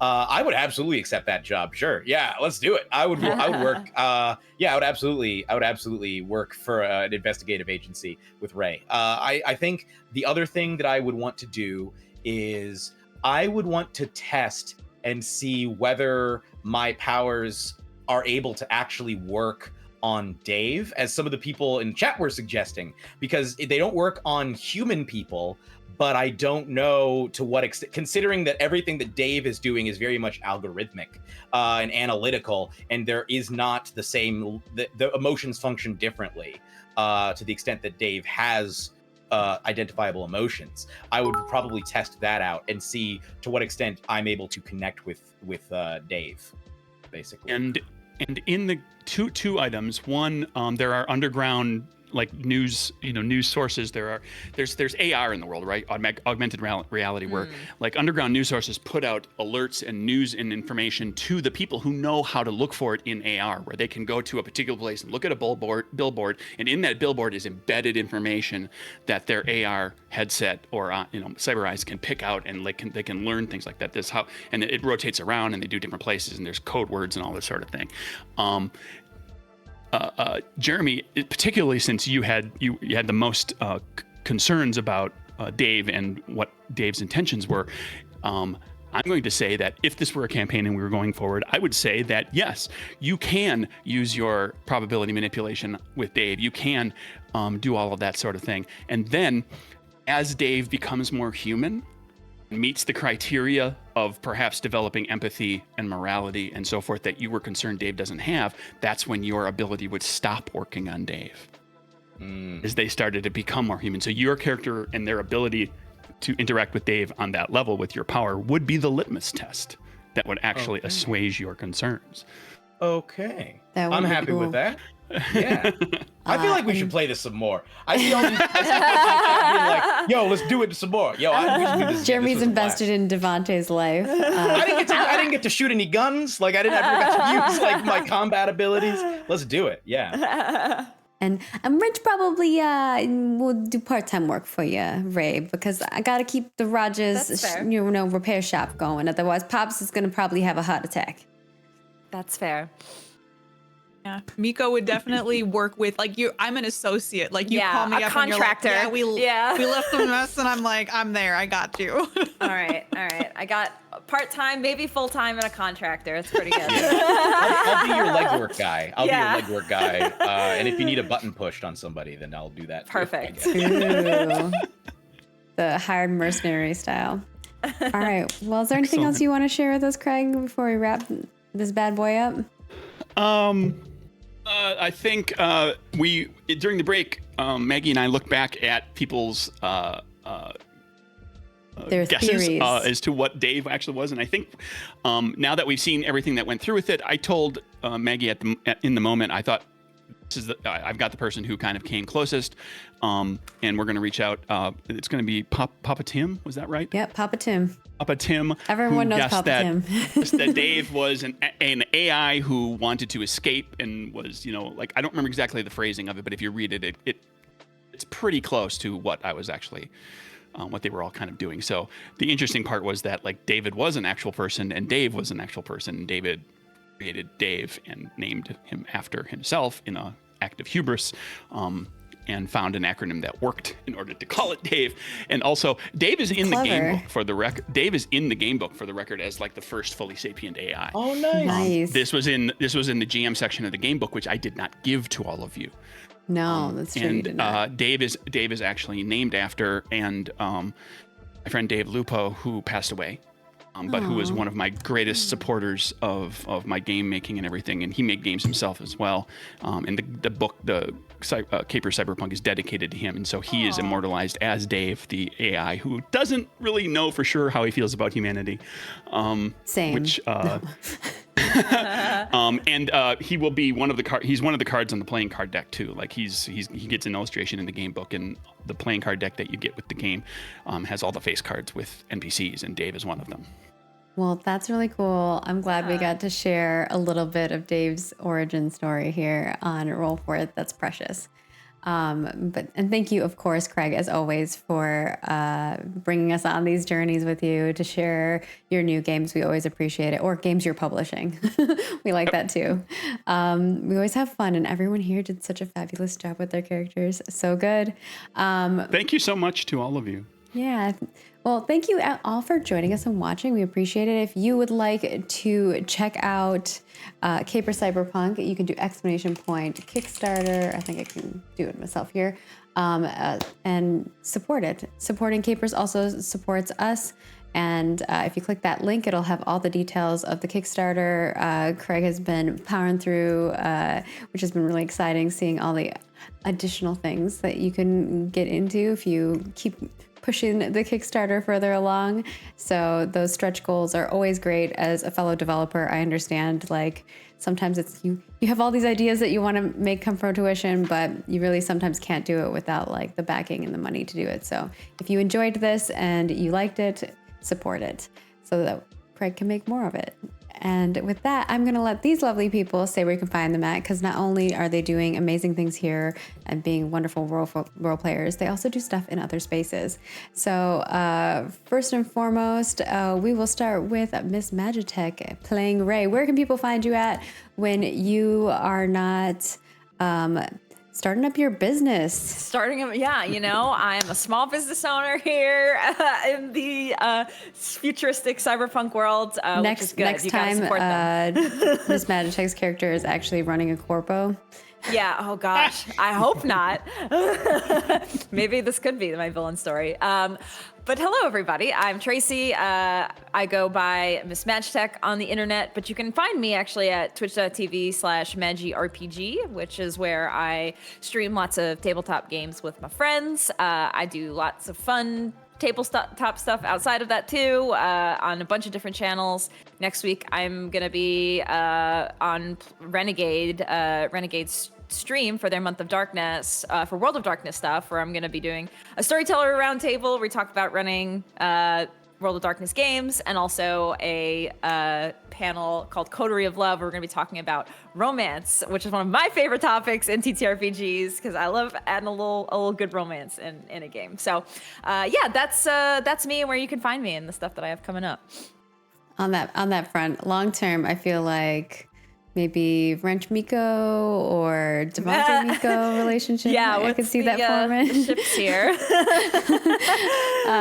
Next, we've got Jeremy Cobb, who played Devontae here. Where can people find you at when you are not jumping out windows?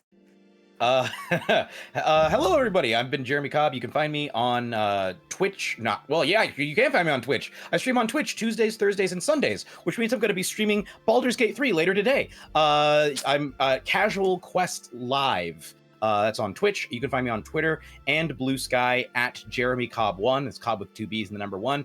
And then you can hear me on Roll For It, Project Marana, some tasty horror where I play a very sad gay hockey player.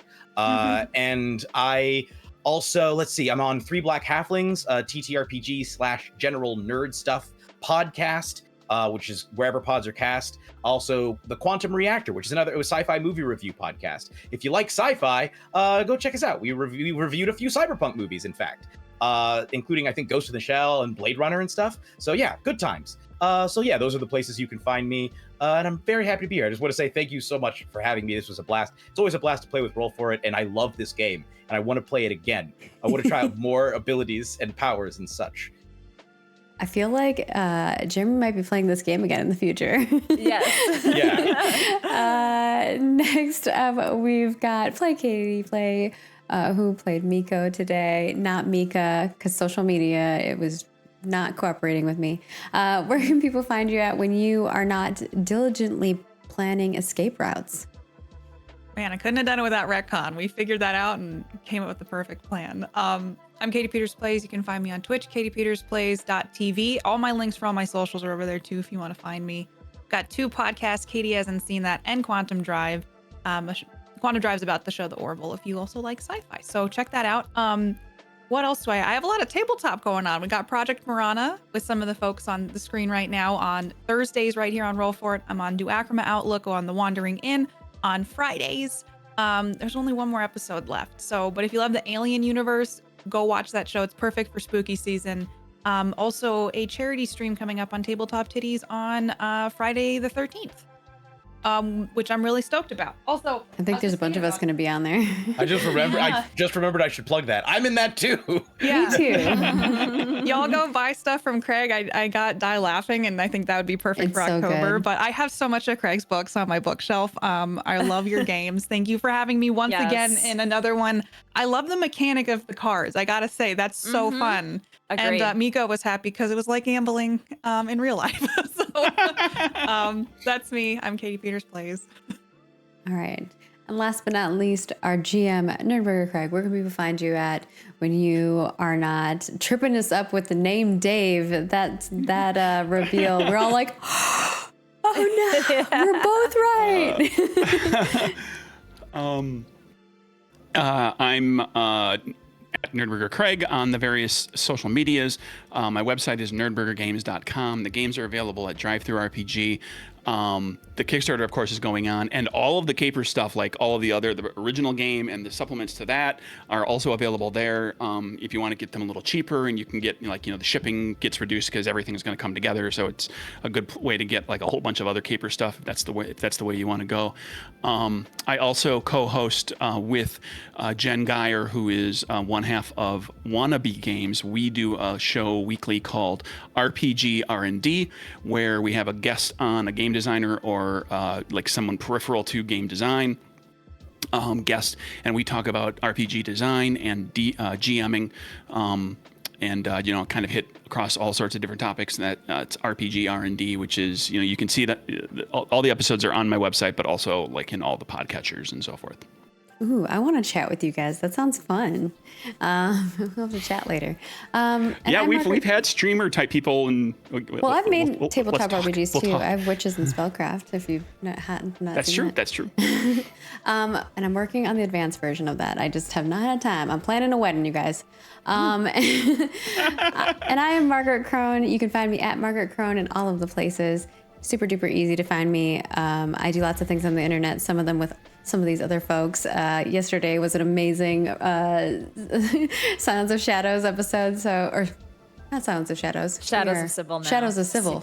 Wow. Yeah. I'm so used to saying that. And of course, I make games and video games for a living. I'm working currently on a project called Ashes of Creation. You can find it at Ashes of Creation in all of the places. And with that, we are going to wrap it up for today. Thank you all so much for joining us. And we will see you next week for a new episode of Project Marana. And we will have many more things coming in the future. So stick around. See ya. Bye.